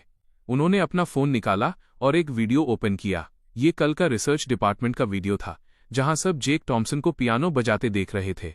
मून, तुम्हें इस इंसान के बजाने के बारे में क्या लगता है? मैंने उसे मन ही मन बड़बड़ाते सुना। अब वो कुछ नहीं करना चाहती थी, नहीं कुछ देखना चाहती थी। वो बस उस जेक टॉमसन के टुकड़े टुकड़े कर देना चाहती थी। वैसे भी नहीं देख रही, मेरे बजाने से बेहतर नहीं है। जुबान से तो उसने ये कह दिया, लेकिन जैसे ही ड्रीम वेडिंग की शुरुआती धुन गूंजी, वो तुरंत वहीं जम गई। हर रिदम को इतनी सटीकता और परफेक्शन के साथ पकड़ा गया था कि उसने चोरी छिपे अपने कान खड़े कर लिए। वो पूरी एकाग्रता के साथ सुनती रही। जब पहला सेक्शन खत्म हुआ तो डायना मून को पछतावा होने लगा। वो देखना चाहती थी कि आखिर वो कौन है। ये पियानो टेक्निक तो उसके मास्टर के थीसिस एडवाइजर से भी आगे निकल गई थी। ऐसा इंसान लीडर कॉर्पोरेशन में एक मामूली एम्प्लॉय के तौर पर काम क्यों कर रहा है? लेकिन उसने फिर भी खुद को रोका। आखिरकार उसने मना कर ही दिया। डिलन टैंग ने मजबूती से कहा कि अब नहीं देख रही तो क्या अब देखने के लिए भागेगी? क्या इससे उसकी सारी इज्जत मिट्टी में नहीं मिल जाएगी? वह सुनती रही। वो धुन ड्रीम वेडिंग की उसकी यादों से बिल्कुल अलग थी। मेलोडी का बदलाव उम्मीद की एक किरण जैसा था, जैसे भोर हो रही हो। ये ड्रीम वेडिंग ही असली वेडिंग है। ये अरेंजमेंट वाकई अपने पीक पर है। डायना मून अब बजाने वाले की तकनीक की मुरीद हो गई। उसे यकीन था कि इस इंसान की तकनीक इंटरनेशनल आर्टिस्ट के लेवल तक पहुंच चुकी है। अगर ऐसे इंसान से दोस्ती हो जाए तो बस थोड़ा सा गाइडेंस ही उसके लिए बहुत बड़ी प्रोग्रेस होगी। डायना मून ने फुर्ती से हाथ बढ़ाया और डैड के हाथ से फोन छीन लिया। डिलन टैंग हंसे। देखा, डैड ने कहा था ना कि तुम खुद को रोक नहीं पाओगी। डायना मून ने एक्साइटेड होकर फोन पकड़ा, पर ध्यान से देखते ही वो अपनी जगह पर फ्रीज हो गई। वीडियो में दिख रहा इंसान अगर जेक टॉमसन नहीं तो और कौन था? आखिर वो बास्टर्ड ही क्यों है? उसने जोर से माथा सिकोड़ा। सफेद कोमल हाथों ने डैड के फोन को कसकर पकड़ा और जोर से फर्श पर पटक दिया। मुझे बहुत गुस्सा आ रहा है। फिर से वही क्यों? अभी वो मुझसे नफरत की हद पार कर चुकी थी। उसने सफलतापूर्वक अपने डैड को भी अपनी नफरत की लिस्ट में शामिल कर लिया। तो ये दूसरा नुकसान था। कितना गुस्सा है। फर्श पर पड़े टूटे हुए फोन को देखकर ही पता चल रहा था। फिर वो बिना पीछे मुड़े अचानक खड़ी हुई और सीधे अपने बेडरूम की तरफ भाग गई। डिलन टैंग दंग रह गए। उनकी बेटी के रिएक्शन ने उन्हें चौंका दिया था। आखिर वो है कौन? डिलन टैंग, जो लीडर कॉर्पोरेशन के आधे हिस्से और ट्रिपल पैलेस लैंड के 3 हिस्सों के शेयर होल्डर हैं। बोस्टन के बिजनेस पिरामिड के टॉप पर रहने वाला इंसान। उन्होंने एक गहरी सांस ली। ठीक 1 मिनट का समय लेते हुए उन्होंने जल्दी से वजह का अंदाजा लगा लिया। बेटी ने फिर से कहा, ये जेक टॉमसन है। तो साफ है कि जेक टॉमसन ने ही अभी उस लड़की को पागल कर दिया है। उन्होंने अपनी जांघ थपथपाई। आखिरकार समझ गया, दोनों बच्चों में लड़ाई हुई है। ये तो बहुत नॉर्मल है। Garden residence, luxury apartments, room 72। मैंने अपनी प्रॉपर्टीज में से सबसे सूटेबल घर चुना। सनलाइट की डायरेक्शन से लेकर एरिया तक सब कुछ, फ्लोर भी एकदम परफेक्ट था। दरवाजे पर दस्तक सुनकर मैंने उसे खोला। मेरे सामने सूट पहने लगभग 30 साल का एक आदमी खड़ा था। उसकी बगल में एक फोल्डर दबा था। चेहरे पर एक चमकती हुई मुस्कान थी। मिस्टर टॉमसन, मैं स्टीवन जैंग हूं, वो गोल्ड ब्रोकर जिसे आप ढूंढ रहे हैं। मैं आपकी क्या मदद कर सकता हूं? मैंने उसे ऊपर से नीचे तक परखते हुए हंसी के साथ कहा। गोल्ड ब्रोकर, तुम विनम्र नहीं हो। कुछ बड़ा नहीं है, बस ये घर है। मैं चाहता हूं कि तुम एक कंस्ट्रक्शन टीम ढूंढो जो इसे रिनोवेट कर सके।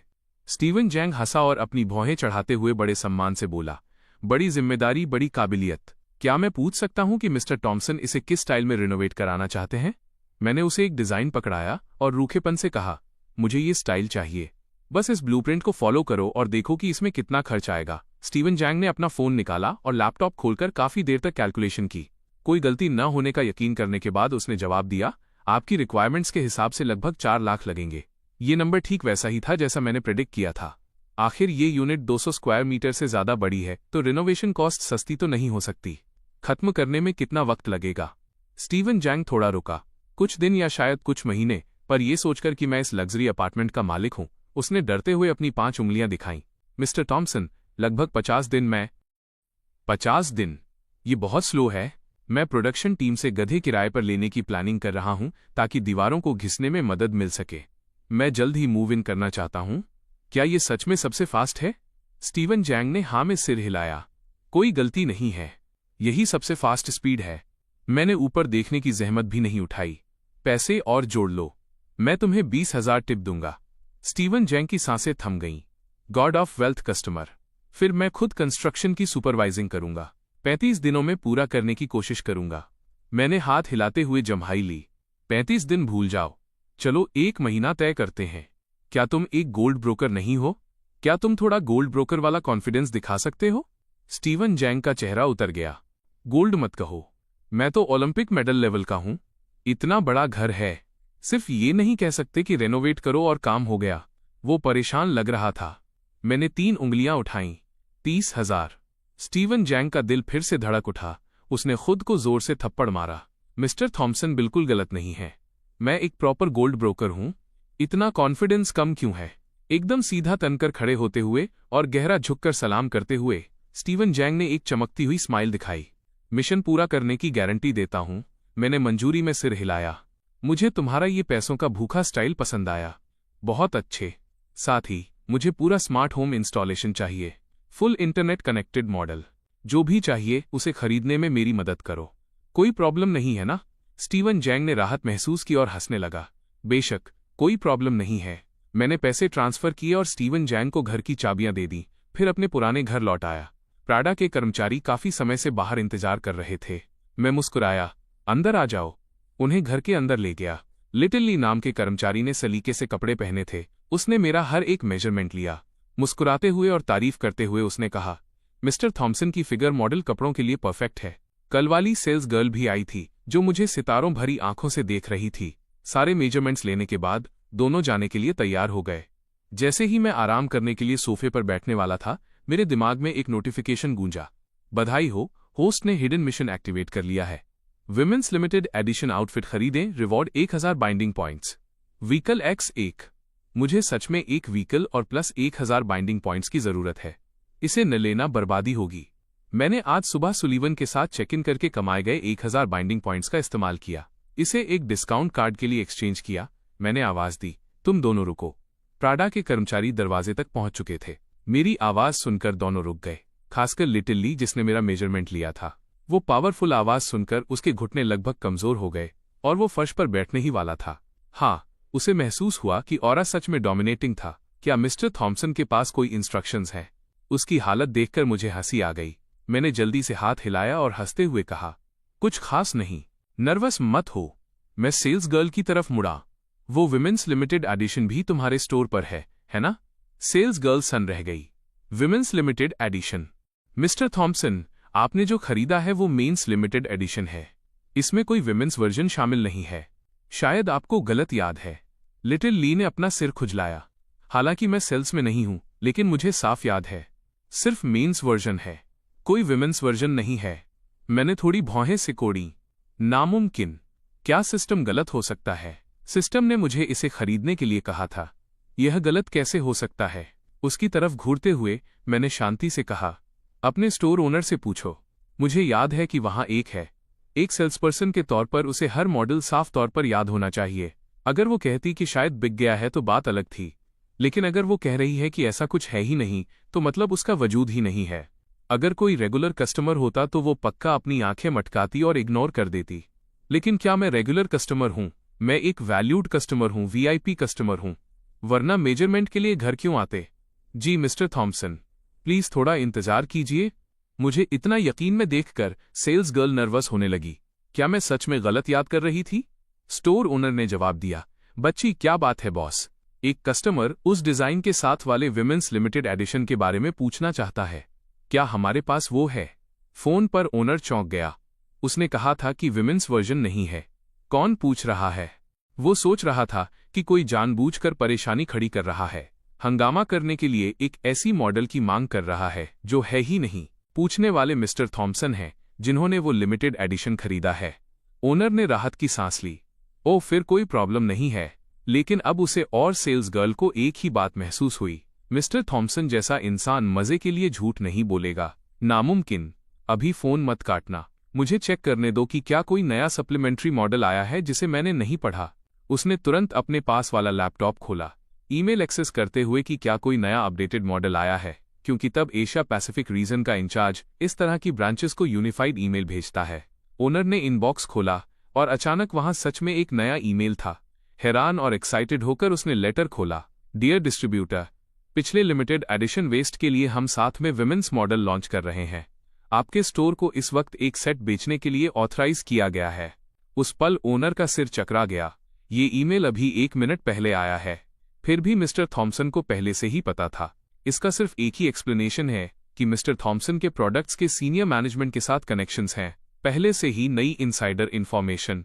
मेरे गॉड, ये सच में थामने के लिए एक बहुत बड़ा सहारा है। 2 मिनट बाद सेल्स गर्ल ने फोन काटा और मेरी तरफ माफी मांगते हुए देखा। मिस्टर थॉमसन, मैं माफी चाहती हूँ, अभी ओनर को कॉल किया था। वाकई इसमें एक विमेंस वर्जन शामिल है। प्लीज थोड़ा इंतजार कीजिए, मैं आपको डिजाइन के फोटोज भेजती हूँ। मैंने बिना ज्यादा कुछ कहे हाथ हिलाया और तुरंत अपनी जेब से अपना बैंक कार्ड निकाल लिया। जरूरत नहीं है, बस कार्ड स्वाइप करो। सेल्स गर्ल ने थूक गटका। सच में बेरहम। मेरे हाथ से सावधानी से कार्ड लेते हुए ओनर ने खास तौर पर इंस्ट्रक्ट किया है, आपके लिए 4% डिस्काउंट। ये एक अनप्रेसिडेंटेड डिस्काउंट है। क्या आप अपनी गर्लफ्रेंड के मेजरमेंट्स जानते हैं? मैं दंग रह गया। असल में मुझे सुलीवन के मेजरमेंट्स नहीं पता हैं। उसे देखते हुए शायद 34 सी। आखिरकार लिटिल सुलीवन अभी छोटी है, अभी डेवलपिंग एज में है। मैं कागज पर मेजरमेंट्स लिखकर बाद में दे दूंगा। इसी बीच मेरा कार्ड वापस ले लो। सब कुछ सेटल हो गया। प्राडा के दोनों कर्मचारी गार्डन रेजिडेंस से चले गए। लिटिलली काश मैं भी मिस्टर थॉमसन जितना एक्सीलेंट होता। बच्चे, मिस्टर थॉमसन का 1/5 हिस्सा भी काफी होगा। बधाई हो होस्ट, मिशन पूरा करने के लिए रिवॉर्ड्स डिस्ट्रीब्यूट किए जा रहे हैं। Vehicle Tesla model 3 high performance version perpetual energy host के गैरेज में रख दी गई है। बाइंडिंग पॉइंट्स जोड़ दिए गए हैं। मुझे अपनी जेब भारी महसूस हुई। मैंने हाथ डालकर कार की चाबी निकाली। वाकई ये एक टेस्ला की चाबी थी। मैं सोफे पर बैठकर सोचने लगा। परपैचुअल एनर्जी वर्जन का मतलब है कि चार्जिंग की कोई जरूरत नहीं। हे भगवान, साक्षात परपैचुअल मोशन मशीन। अगर बूढ़े मेयर को इसके बारे में पता चलता तो वो शायद अपने ताबूत का ढक्कन हटाकर उठ बैठते। क्या ये उनके द्वारा दिए गए law of conservation of energy का उल्लंघन नहीं है? मैंने इंट्रोडक्शन को ध्यान से पढ़ा, तब जाकर राहत मिली। परपैचुअल एनर्जी का मतलब है कि सिस्टम चार्जिंग और बैटरी बदलने में मदद करेगा। मुझे पता था। हाई स्कूल की टेक्स्टबुक की नॉलेज गलत नहीं हो सकती। River city. डायना ली सोफे पर आराम से लेटकर फिल्में देख रही थीं और जैक थॉमसन की ओर देख रही थीं, जो झुंझलाहट में अपना सिर खुजला रहे थे। कुछ समझ आया? जैक थॉमसन ने रिकॉर्डिंग फिर से चलाई। हाथ फैलाते हुए उन्होंने सिर हिलाया।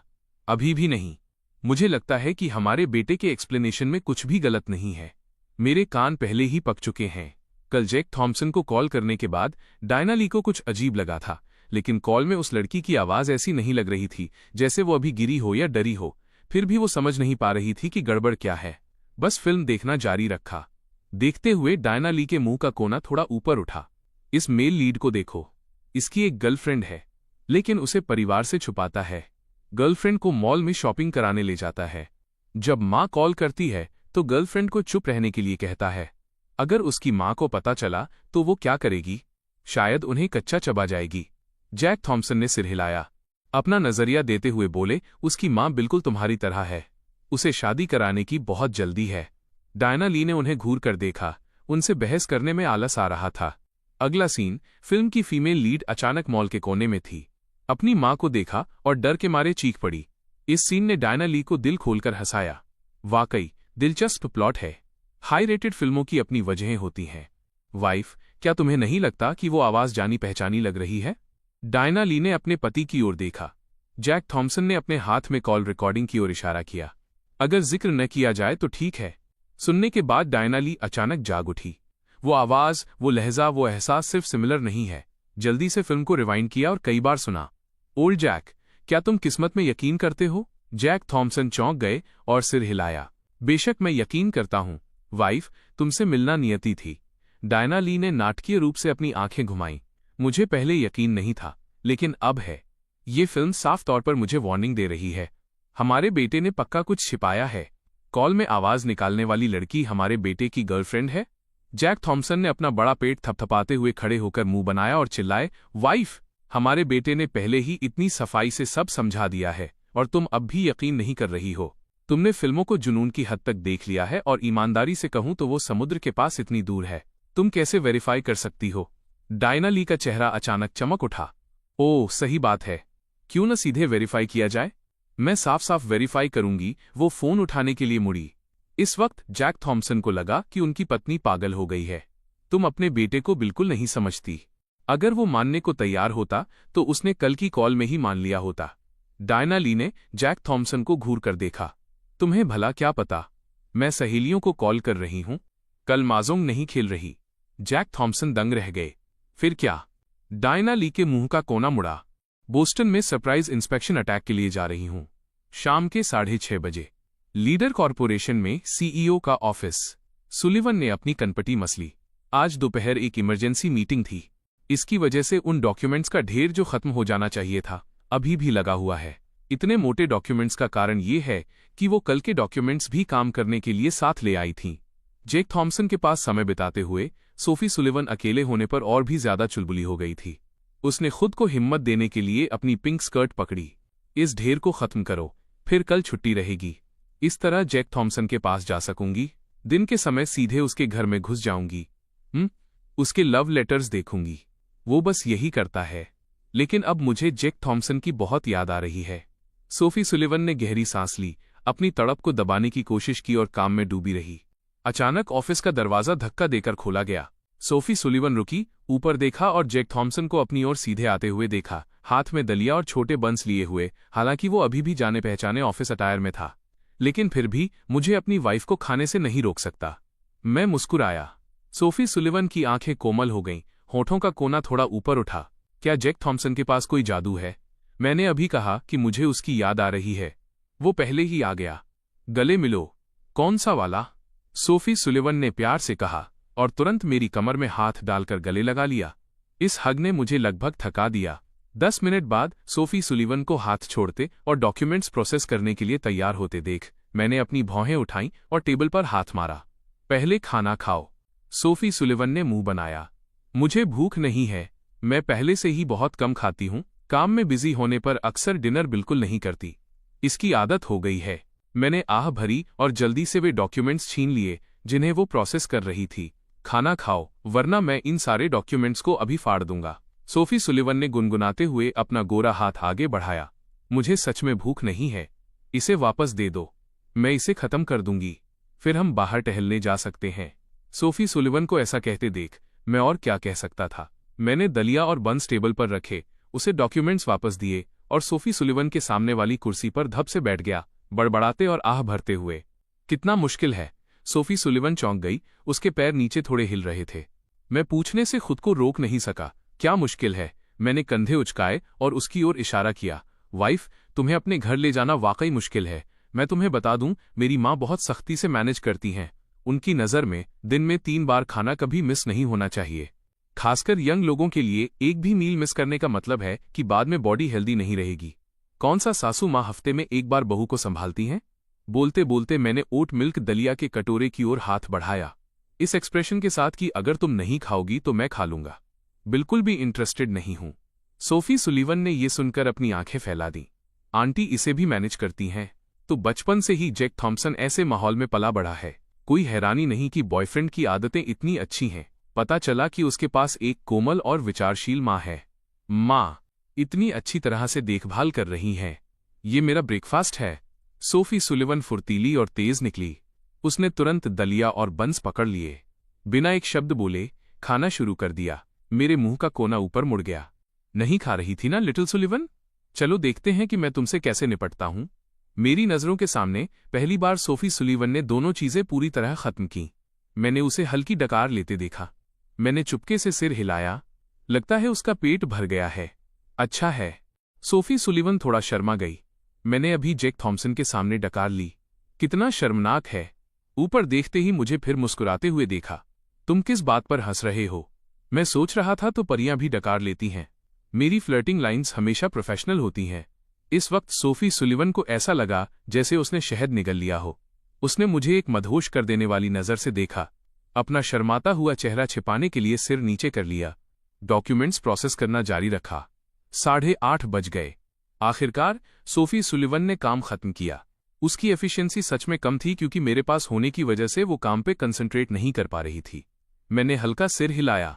मेरा इंतजार करो, पहले मुझे इस बॉस को खत्म करने दो। मेरी आंखें फोन की स्क्रीन पर टिकी थीं। दोनों हाथ लगातार चल रहे थे।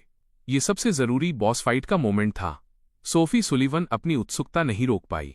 वो धीरे से मेरे पीछे आई, कुछ देर देखती रही, लेकिन फिर भी कुछ समझ नहीं पाई। बॉस खत्म हो गया, रिवॉर्ड्स मिल गए। मैंने गेम बंद किया, फोन जेब में रखा। आखिरकार काम खत्म हुआ। वाइफ, चलो घर चलते हैं। सोफी सुलिवन ने आज्ञाकारी बनकर सिर हिलाया। हाँ, आज हम सिर्फ पैदल घर जा सकते हैं। कंपनी आने के लिए डैड ने मुझे ड्रॉप किया था। मैं गाड़ी नहीं चलाकर आई। मैंने अपनी भौहें उठाईं। मुस्कुराते हुए हाथ में कार की चाबियां हिलाईं। मैं गाड़ी चलाकर लाया हूं।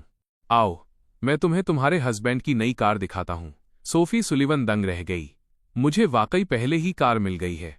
वो टेस्ला की पैसेंजर सीट पर बैठ गई। सोफी सुलिवन को लगा कि ये कार सच में बहुत कंफर्टेबल है। उसे अपनी मासेराती से भी ज्यादा स्मूथ लग रही थी। मेरे छोटे बॉयफ्रेंड का टेस्ट वाकई अच्छा है। मैं तुम्हारी पैसेंजर सीट पर बैठने वाली पहली इंसान हूं ना? मैंने सिर हिलाया। नहीं। सोफी सुलिवन ने गुस्से में मुंह बनाया। इस जन्म में मैं इस दुष्ट जैक थॉम्सन के लिए पहली नहीं हूं। तुम मेरी पैसेंजर सीट पर बैठने वाली पहली इंसान हो। ये कुछ हद तक स्वीकार करने लायक था, क्योंकि काफी देर हो चुकी थी। मैं सोफी सुलिवन को सीधे स्वान लेक विला डिस्ट्रिक्ट ले गया। वही पार्किंग स्पॉट जो कल था, वही दो लोग जो कल थे। लेकिन इस वक्त सोफी सुलिवन का बाहर निकलने का कोई इरादा नहीं था। तुमने आज जो गेम खेला उसका नाम क्या है? सोफी सुलिवन हर वो चीज समझना चाहती थी जो मुझे पसंद थी, ताकि वो भी उसे पसंद कर सके। Thunder hammer descending. Online game का नाम सुनने में बहुत अजीब लगता है। एक बार फिर सोफी सुलिवन की जानकारी के दायरे से बाहर की बात थी। ऑनलाइन गेम क्या होता है? मैंने गहरी सांस ली, फिर समझाया। सीधे शब्दों में कहें तो ये एक ऐसा गेम है जहां आप जितने ज्यादा पैसे खर्च करेंगे, आप उतने ही पावरफुल होंगे। उदाहरण के लिए, जिस बॉस से मैं अभी लड़ा, अगर मैं उस पर 10 मिलियन खर्च करता तो उसे हराने का समय कई गुना कम हो जाता। इक्विपमेंट ड्रॉप्स भी बेहतर होते। सोफी सुलिवन धीरे से मुस्कुराई। तो ऐसी बात है। उसने गेम का वर्जन चेक करने के लिए मेरा फोन ले लिया। इसी बहाने मेरा गेम अकाउंट भी याद कर लिया। मेजर मिशन पूरा हुआ। घर जाकर तुरंत रिसर्च करूंगी। फिर मैं जा रहा हूं। सोफी सुलिवन ने टटोला। असल में वो अभी भी कुछ शरारत करना चाहती थी। हाँ, जाओ। मैंने हाथ हिलाया। सोफी सुलिवन ने गलत महसूस करते हुए मुंह बनाया। मेरा छोटा बॉयफ्रेंड मुझे फिर से कोई मौका नहीं दे रहा है। अचानक मैंने धीमी आवाज में पुकारा, वाइफ, जल्दी से अपनी आंखें बंद करो। वहां सड़क पर एक नंगा आदमी दौड़ रहा है। सोफी सुलिवन ने तुरंत अपनी आंखें कसकर बंद कर लीं। बिना कुछ पहने नंगा। ये 21वीं सदी है और अभी भी ऐसे लोग हैं। कोई शर्म ही नहीं है। उसने अपनी आंखें बहुत कसकर बंद कर लीं, इस डर से कि कहीं कुछ ऐसा न देख ले जो उसे नहीं देखना चाहिए। और मैंने इस वक्त चुपचाप अपनी सीट बेल्ट खोली और सोफी सुलिवन के कान के पास झुक गया। कल रात शुरू किया था और आज रात अभी से जाना चाहती हो। वाइफ, क्या तुम्हें सच में लगता है कि मैं कोई शाकाहारी हूं? आवाज कोमल लेकिन जादू से भरी थी, जो सोफी सुलिवन के कान में गूंज रही थी। अगले ही पल मैंने उसके होठों की मिठास चख ली। स्वान लेक घर पहुंचते ही सोफी सुलिवन लाल चेहरे के साथ सीधे ऊपर भागी। अपने कमरे में जाके बैग फेंका, पायजामा बदला और शर्म से लाल होकर अपना सिर जोर से कंबल में घुसा लिया। उसके कानों में अभी भी मेरी कोमल आवाज गूंज रही थी, जैक थॉम्सन वाकई दुष्ट है, जानबूझकर मुझे धोखा दिया, मुझे अपनी आंखें बंद करने के लिए कहा और फिर मेरे साथ शरारत की। वो मेरा पहला किस था जिसे मैंने 20 साल से संभाल कर रखा था। वो ऐसा सोच रही थी, लेकिन सोफी सुलिवन ने अनजाने में ही अपने होठों को चाटा। ऐसा लग रहा था जैसे वो मीठा स्वाद अभी भी वहीं है। अभी वाले उस एहसास को याद करके उसे झुंझुनी और खुजली सी महसूस हुई। वो धीरे से गुनगुनाई। जितना ज्यादा वो सोचती उतनी ही शर्मिंदा होती। उसने अपना सिर कंबल में और गहरा घुसा लिया। बेड पर 2 छोटे पैर आगे पीछे मार रही थी। आधे घंटे बाद ही वो उठकर बैठी। धीरे से बेड से नीचे कूदी, टेबल पर रखी छोटी प्रॉपर्टी डीड बुक उठाई और लाल इंक वाले पेन से 3 लाइनें लिखीं। मिस्टर थॉम्सन का किस इंसान को जाने नहीं देता। हैरान करने वाला और आनंददायक भी, पूरी लाइफ के लिए चखना चाहती हूं। 17 सितंबर की रात याद रखना। सोफी सुलिवन की आंखों में एक चालाकी भरी चमक चमकी। अपने लाल होंठ सिकोड़ते हुए वो चुपके से गुनगुना रही थी, जैक थॉम्सन, बस तुम रुको, कल मैं किस वापस करूंगी। सोफी सुलिवन धीरे से गुनगुनाई। असली पुरुषों को जिम्मेदारी लेनी चाहिए। जैक थॉम्सन ने मुझसे किस चुराने की हिम्मत की? तो फिर मुझे 2 बार वापस किस करने की सजा मंजूर करनी होगी, वरना मैं इसे स्वीकार नहीं करूंगी। Garden Villa district. स्टीवन जैंग मेरे दरवाजे पर इंतजार कर रहा था। इंतजार करता रहा, लगभग मांग जैंग बन गया। आखिरकार उसने मुझे धीरे धीरे वापस आते देखा। मिस्टर थॉम्पसन, आप आखिरकार वापस आ गए। मैंने स्टीवन जैंग के एक्साइटेड चेहरे की ओर देखा। मेरे मुंह का कोना थोड़ा मुड़ गया। क्या मैंने तुम्हें पहले ही नहीं बताया था? आज रात या कल सुबह, ठीक है। इतनी देर? क्या तुम्हारी वाइफ को चिंता नहीं होती? स्टीवन जैंग एक गोल्ड लेवल सेल्समैन है। बोलने की काबिलियत में उसे बेहद कुशल कहा जा सकता है। मुझे यकीन है कि वो चिंतित नहीं है। बस इतनी देर हो गई, मुझे चिंता थी कि मिस्टर थॉम्पसन का अकेले बाहर जाना सेफ नहीं है। मैं थोड़ा दंग रह गया। धिक्कार है, मुझे इस तरह के ईमानदार लोग पसंद हैं। मैंने स्टीवन जैंग का कंधा थपथपाया और मंजूरी में सिर हिलाया। यह मुंह वाकई काबिले तारीफ है। अंदर आ जाओ। बस तुम अकेले हो? मैंने शक के साथ पूछा। अब जाकर नोटिस किया कि आज बाहर सिर्फ स्टीवन जैंग ही था। मैंने स्टीवन जैंग को ओवर बुलाया क्योंकि मुझे एक बात समझ आ गई थी। वो लग्जरी अपार्टमेंट इस तरह हमेशा के लिए खाली नहीं छोड़ा जा सकता। ये बहुत बड़ी बर्बादी है कि कौन सी ब्रोकरेज कंपनी भाग गई। मुझे अभी भी याद नहीं आया है, लेकिन डूबने के डर से कोई समुद्र किनारे सीपियां चुनना नहीं छोड़ देता। सही बात है। इसलिए आज मैंने स्टीवन जैंग को रेंटल इन्फॉर्मेशन पोस्ट करने में मदद के लिए बुलाया। मैंने पहले ही जिक्र कर दिया था कि घर काफी ज्यादा हो सकते हैं। उसे किसी को साथ लाने के लिए भी कहा था। मिस्टर थॉम्पसन, चिंता मत कीजिए। बस चाबियों का एक गुच्छा और एक प्रॉपर्टी डीड है। मैं ये सब अकेले संभाल सकता हूं। मैं हंसा। तुम्हें किसने बताया कि ये सिर्फ एक यूनिट है? स्टीवन जैंग ने भौहें ऊपर उठाईं। थूक गटका। उसे पिछली बार का मेरा 30,000 बोनस देने वाला अंदाज याद आ गया। अचानक उसे एहसास हुआ कि मिस्टर थॉम्पसन जैसे इंसान के पास कई अपार्टमेंट होना नॉर्मल बात है। मिस्टर थॉम्पसन, निश्चिंत रहिए।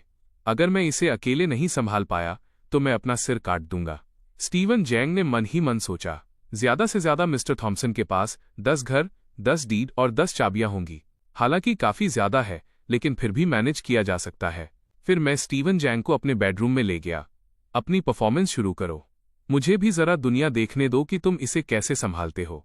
मैंने स्टीवन जैंग की तरफ मतलब भरी नजरों से देखा। मुझे जिस चीज से सबसे ज्यादा डर लगता है वो है अचानक छाई खामोशी। स्टीवन जैंग अपनी जगह पे जम गया। उसे ऐसा लगा जैसे उसके सामने प्रॉपर्टी डीड का पहाड़ खड़ा कर दिया गया हो, जिससे उसकी आंखें चौंधिया गईं और वो हकलाने लगा। मिस्टर थॉम्पसन, आपके पास असल में कितने घर हैं? मैंने खिड़की के सामने वाली लग्जरी अपार्टमेंट बिल्डिंग की ओर इशारा किया। वो पूरी बिल्डिंग मेरी है। उस पल स्टीवन जैंग को लगा जैसे जमीन और आसमान घूम रहे हों और उस पर बिजली गिर गई हो। वो लगभग फर्श पर बैठ ही गया था। मिस्टर थॉम्पसन की तरह पूरी की पूरी बिल्डिंग किराए पर कौन देता है? उसे संभलने में आधा दिन लग गया। स्टीवन जैंग ने अपनी नाक खुजलाई। मिस्टर थॉम्पसन, मैं सच में इसे अकेले हैंडल नहीं कर सकता। मैंने किचन की तरफ इशारा किया और मुस्कुराते हुए कहा, वहां चाकू रखे हैं, अपना सिर खुद ही काट लो। मैं तुम्हारे लिए मुश्किल पैदा नहीं करूंगा, बस सिर छोड़ दो और चले जाओ। स्टीवन जैंग समझ गया कि मैं मजाक कर रहा हूं। आखिरकार मैंने सब कुछ रखने के लिए दूध के एक पुराने कार्टन का इस्तेमाल किया। मेरा घर छोड़ते समय स्टीवन जैंग को लगा कि ये दुनिया थोड़ी पागल हो गई है। 10 साल से ज्यादा काम करते हुए ये पहली बार था। वो प्रॉपर्टी डीड से भरा पूरा बॉक्स लेकर जा रहा था। शाम का समय। लिटिल सोफी के साथ हमेशा की तरह वही प्यारे पल। चेक इन का सिलसिला जारी रहा। सुबह के 6 बजे अलार्म बजा। मैंने फोन टटोला। सबसे पहले सोफी सुलिवन को गुड मॉर्निंग मैसेज भेजा। हाथ मुंह धोने के बाद मैं तुरंत थंडरहैमर डिसेंडिंग में लॉगिन कर गया। धिक्कार है, इस ऑनलाइन गेम के लिए सिर्फ 2 शब्द हैं, टॉर्चर। मेरे खूबसूरत सपने में खलल डालने की हिम्मत। ठीक 6:30 बजे। मैं सिर्फ एक गोल के लिए जल्दी उठा था, स्वान लेक कंस्ट्रक्शन। सोफी सुलिवन ने उनींदी आंखों से अपनी आंखें खोली। फोन के वाइब्रेशन से वो भी जाग गई थी। जाहिर तौर पर वो खुश नहीं थी, लेकिन जब फोन खोला तो उसे मेरी तरफ से 2 मैसेज दिखे। गुड मॉर्निंग डियर वाइफ, मेरे मैसेज का रिप्लाई करना याद रखना। मैं थोड़ी देर गेम खेलने जा रहा हूं। उसके चेहरे के एक्सप्रेशन तुरंत बदल गए। काले बादल छंट गए। आसमान साफ और उजला हो गया। अचानक सोफी सुलिवन को याद आया, कल रात मैं किस में इतनी खो गई थी कि इस गेम पर रिसर्च करना ही भूल गई। सोफी सुलिवन का मुझे गेम खेलते समय डिस्टर्ब करने का कोई इरादा नहीं था। आखिरकार छोटा बॉयफ्रेंड अभी गेम में एंट्री ही कर रहा होगा। उसने टाइप किया हुआ मैसेज डिलीट कर दिया। वो बेड पर एक आलसी बिल्ली की तरह सिमट कर लेट गई।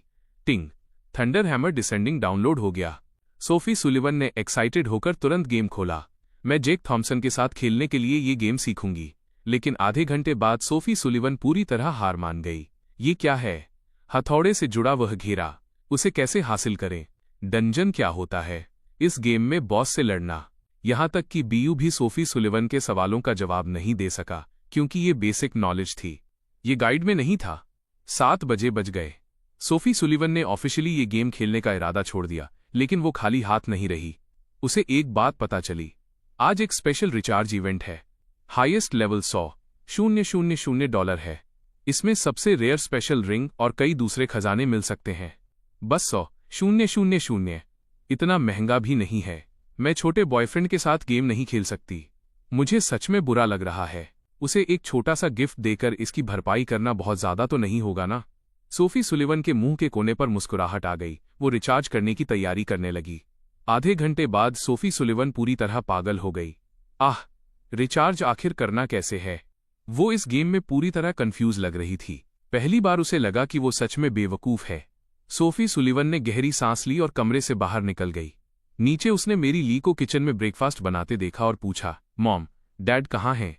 कल रात दोस्तों के साथ ड्रिंक करने गए थे। बिना कपड़े बदले ही घर आ गए और बस सो गए। अभी तक नहीं उठे हैं। सोफी सुलिवन ने भौहें सिकोड़ी। डैड फिर से पी रहे हैं और लगभग 8 बजे बज रहे हैं। अभी तक नहीं उठे। सोफी सुलिवन मुड़ी और सीधे पहली मंजिल पर मास्टर बेडरूम की तरफ भागी। दरवाजा धक्का देकर अंदर घुसी।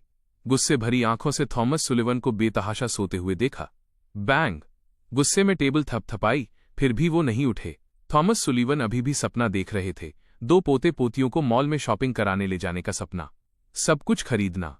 2 पोते पोतियां दादाजी को शहद जैसा मीठा पुकार रहे थे।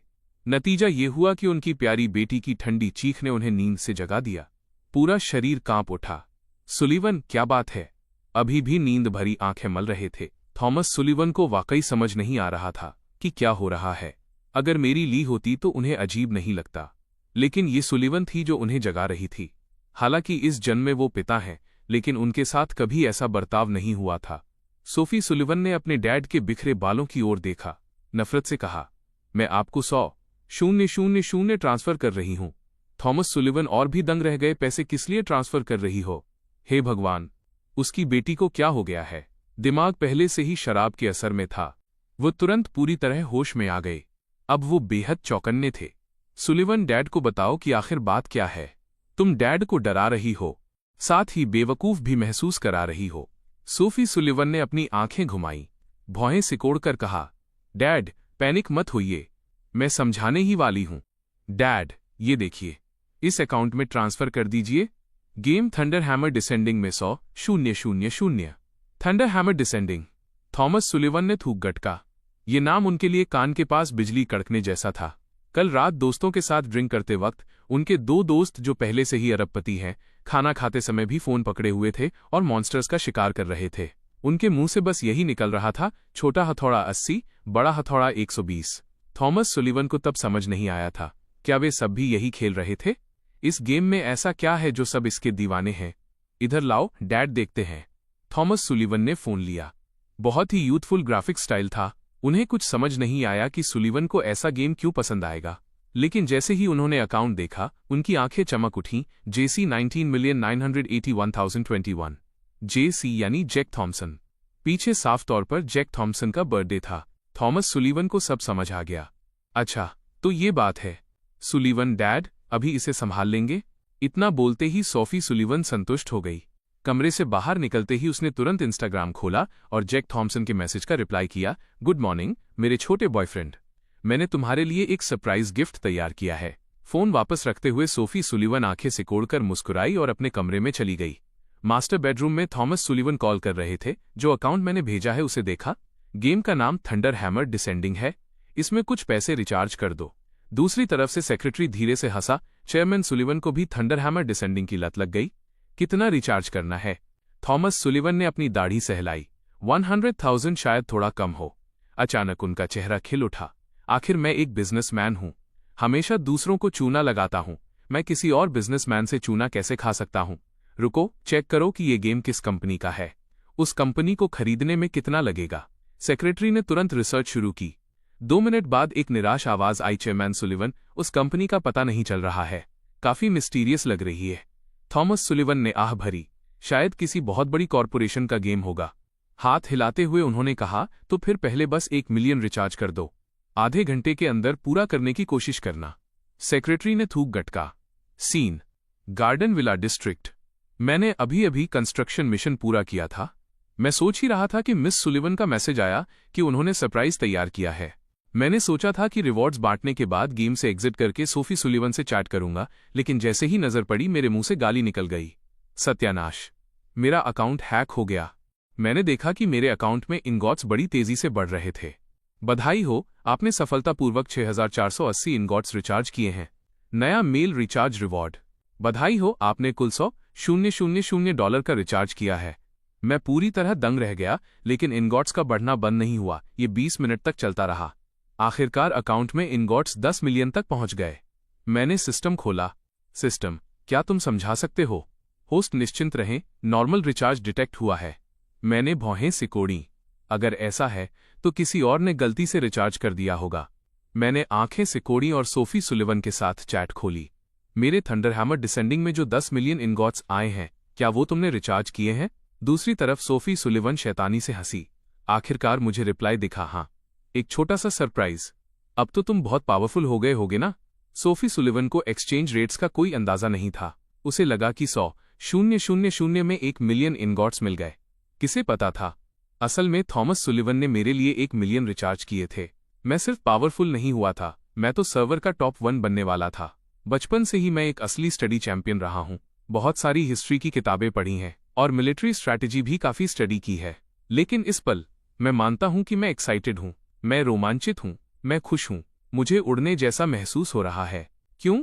बेशक सिर्फ इसलिए नहीं कि सोफी सुलिवन ने मेरे लिए 10 मिलियन इनगॉट्स रिचार्ज किए, बल्कि इसलिए क्योंकि मैंने रिचार्ज की उस स्पीड के बारे में सोचा। मैं खुद को बोलने से नहीं रोक पाया। मिस सुलिवन के हाथ वाकई बहुत तेज हैं। पक्का हर कोई जानता है कि तेज हाथों वाली गर्लफ्रेंड होने का क्या फायदा है। बस मुझे नहीं पता था, वो तो थॉमस सुलिवन का सेक्रेटरी था जिसने लोगों के एक ग्रुप को काम पर लगाया था। पूरा ग्रुप सुबह अपना काम छोड़कर उस स्पीड से रिचार्ज करने में जुटा था। मिस सुलिवन, आज सुबह गेम खेलने का आनंद लें। मैं दोपहर में आपसे मिलने आऊंगा। मैं हल्का सा मुस्कुराया। वापस मैसेज आया, मेरे घर आ जाओ। सोफी सुलिवन पूरी तरह एक्साइटेड थी। वो शैतानी से हंसी। दरवाजे पर खूबसूरत वाइफ, सिर्फ बेवकूफ ही मना करेंगे, है ना? मैंने एक ओके स्टिकर भेजा, फिर अकाउंट में सारे इक्विपमेंट रीऑर्गेनाइज करने लगा। बस यही कह सकता हूं कि पैसा होना वाकई बहुत अच्छी बात है। गेम खेलने का मजा और भी बढ़ जाता है। दोपहर के 12 बजे मासेराती धीरे से गार्डन रेजिडेंस पर रुकी। सोफी सुलिवन को मेरा घर नंबर भी मिल गया था। जब मैंने दरवाजा खोला और सोफी सुलिवन को देखा, उस पल मैं अनजाने में जम गया। ओह, आज मेरी वाइफ वाकई बहुत खूबसूरत लग रही है। सिंपल ब्लैक टी शर्ट और jeans ice mountain CEO Sophie Sullivan पर बहुत जच रही थी। ऊपर से परफेक्ट पॉनीटेल हेयर स्टाइल एक स्कूल गर्ल जैसा फ्रेश लुक दे रहा था और एक हल्की सी खुशबू भी आ रही थी। सोफी सुलिवन शरारत से मुस्कुराई और तुरंत मेरे घर में घुस गई। उसकी आंखें चमक उठीं। इतना साफ, क्या ये वाकई किसी लड़के का घर है? तुरंत सोफी सुलिवन एक जिज्ञासु लड़की में बदल गई। मेरे घर की हर चीज में उसे दिलचस्पी थी। बाएं देखना, दाएं देखना, चीजों को छूना और तारीफ करना। फिर उसने पूछा, हे जैक थॉम्सन, ये फूलों का गमला बहुत खूबसूरती से खिल रहा है। क्या तुम इसे रोज पानी देते हो? ओह, यहाँ तो बहुत सारे मॉडल्स भी हैं। कितने प्यारे हैं मेरे छोटे बॉयफ्रेंड। तुम्हारा कमरा इतना साफ क्यों है? धीरे धीरे घुसपैठ करते हुए सोफी सुलिवन मेरे बेडरूम तक पहुंच गई। उसने कई गहरी सांसें लीं, होंठ सिकोड़े, फिर भौहें चढ़ाकर मेरी ओर देखा। यहाँ इतनी अजीब सी महक क्यों आ रही है? कैसी अजीब महक? आसमान और जमीन गवाह हैं। मैं रोज नहाता हूँ, खिड़कियां टाइम पर खोलता हूँ, लेकिन फिर भी यकीन नहीं हुआ। मैंने एक गहरी सांस ली। कोई अजीब महक नहीं थी। कैसी महक? सोफी सुलिवन ने शरारत से अपने होंठ हल्के से चाटे। उसका चेहरा थोड़ा लाल था। ये तुम्हारी हल्की सी खुशबू है। मैंने राहत की सांस ली और बेड पर धप से बैठ गया। वाकई, कुत्तों की नाक बहुत सेंसिटिव होती है। सोफी सुलिवन ठिठक गई। कुत्तों की नाक तो नेचुरल तौर पर सेंसिटिव होती ही है, वरना क्यों? इतने सारे सर्विस डॉग्स? फिर अचानक उसे कुछ एहसास हुआ। उसने अपनी छोटी गुलाबी मुट्ठियां भींच लीं और मुझे घूरने लगी। जैक थॉम्सन, तुम किसे कुत्ता कह रहे हो? अब मैं सच में नाराज हूं। सोफी सुलिवन का वो लाल चेहरा देखकर मुझे इतनी खुशी हुई कि मैं खुद को रोक नहीं पाया। मैंने तुरंत झपट्टा मारा और सही मौके का इंतजार करते हुए अपने गाल की तरफ इशारा किया। क्या एक किस चाहिए? सोफी सुलिवन धीरे से गुनगुनाई। कहा तो कुछ नहीं, लेकिन उसके होंठ बहुत ईमानदार थे जो मेरे गाल पर टिक गए। फिर वो गर्व से दूसरी तरफ मुड़ गई। हनी ट्रैप अभी भी असरदार है। मैं पहले जितनी नाराज नहीं हूं, लेकिन अभी भी नाराज हूं। मैंने मुस्कुराते हुए उसे दही का एक डिब्बा दिया। तो नाराजगी पूरी तरह खत्म करने के लिए क्या करना होगा? सोफी सुलिवन की आंखें हंसी से झुक गईं। वो इसी जुमले का इंतजार कर रही थी। आखिरकार उसने पूछ ही लिया। असल में बहुत सिंपल है। मुझे तुम्हारे लव लेटर्स देखने हैं। इस पल सोफी सुलिवन ने अपना असली रूप दिखाया। मैंने हाथ हिलाकर उसे बेड पर बैठने का इशारा किया। टेबल के नीचे से एक बड़ा कार्डबोर्ड बॉक्स निकाला। ऊपर ढके हुए कपड़े को हटाया। अपने पैर से उसे उसकी तरफ खिसका दिया। मुझे लगा कुछ बड़ी बात होगी। देखो, सब यही है। सोफी सुलिवन की आंखें चमक उठीं। इतने सारे? इस कार्डबोर्ड बॉक्स में तो शायद पूरा इंसान समा जाए। उसने थूक गटका, थोड़ा नीचे झुकी, 2 कागज निकाले और फिर और भी दंग रह गई। अभी तक इनकी सील भी नहीं हटाई गई है। मैंने बेबसी से कंधे उचकाए। हाँ,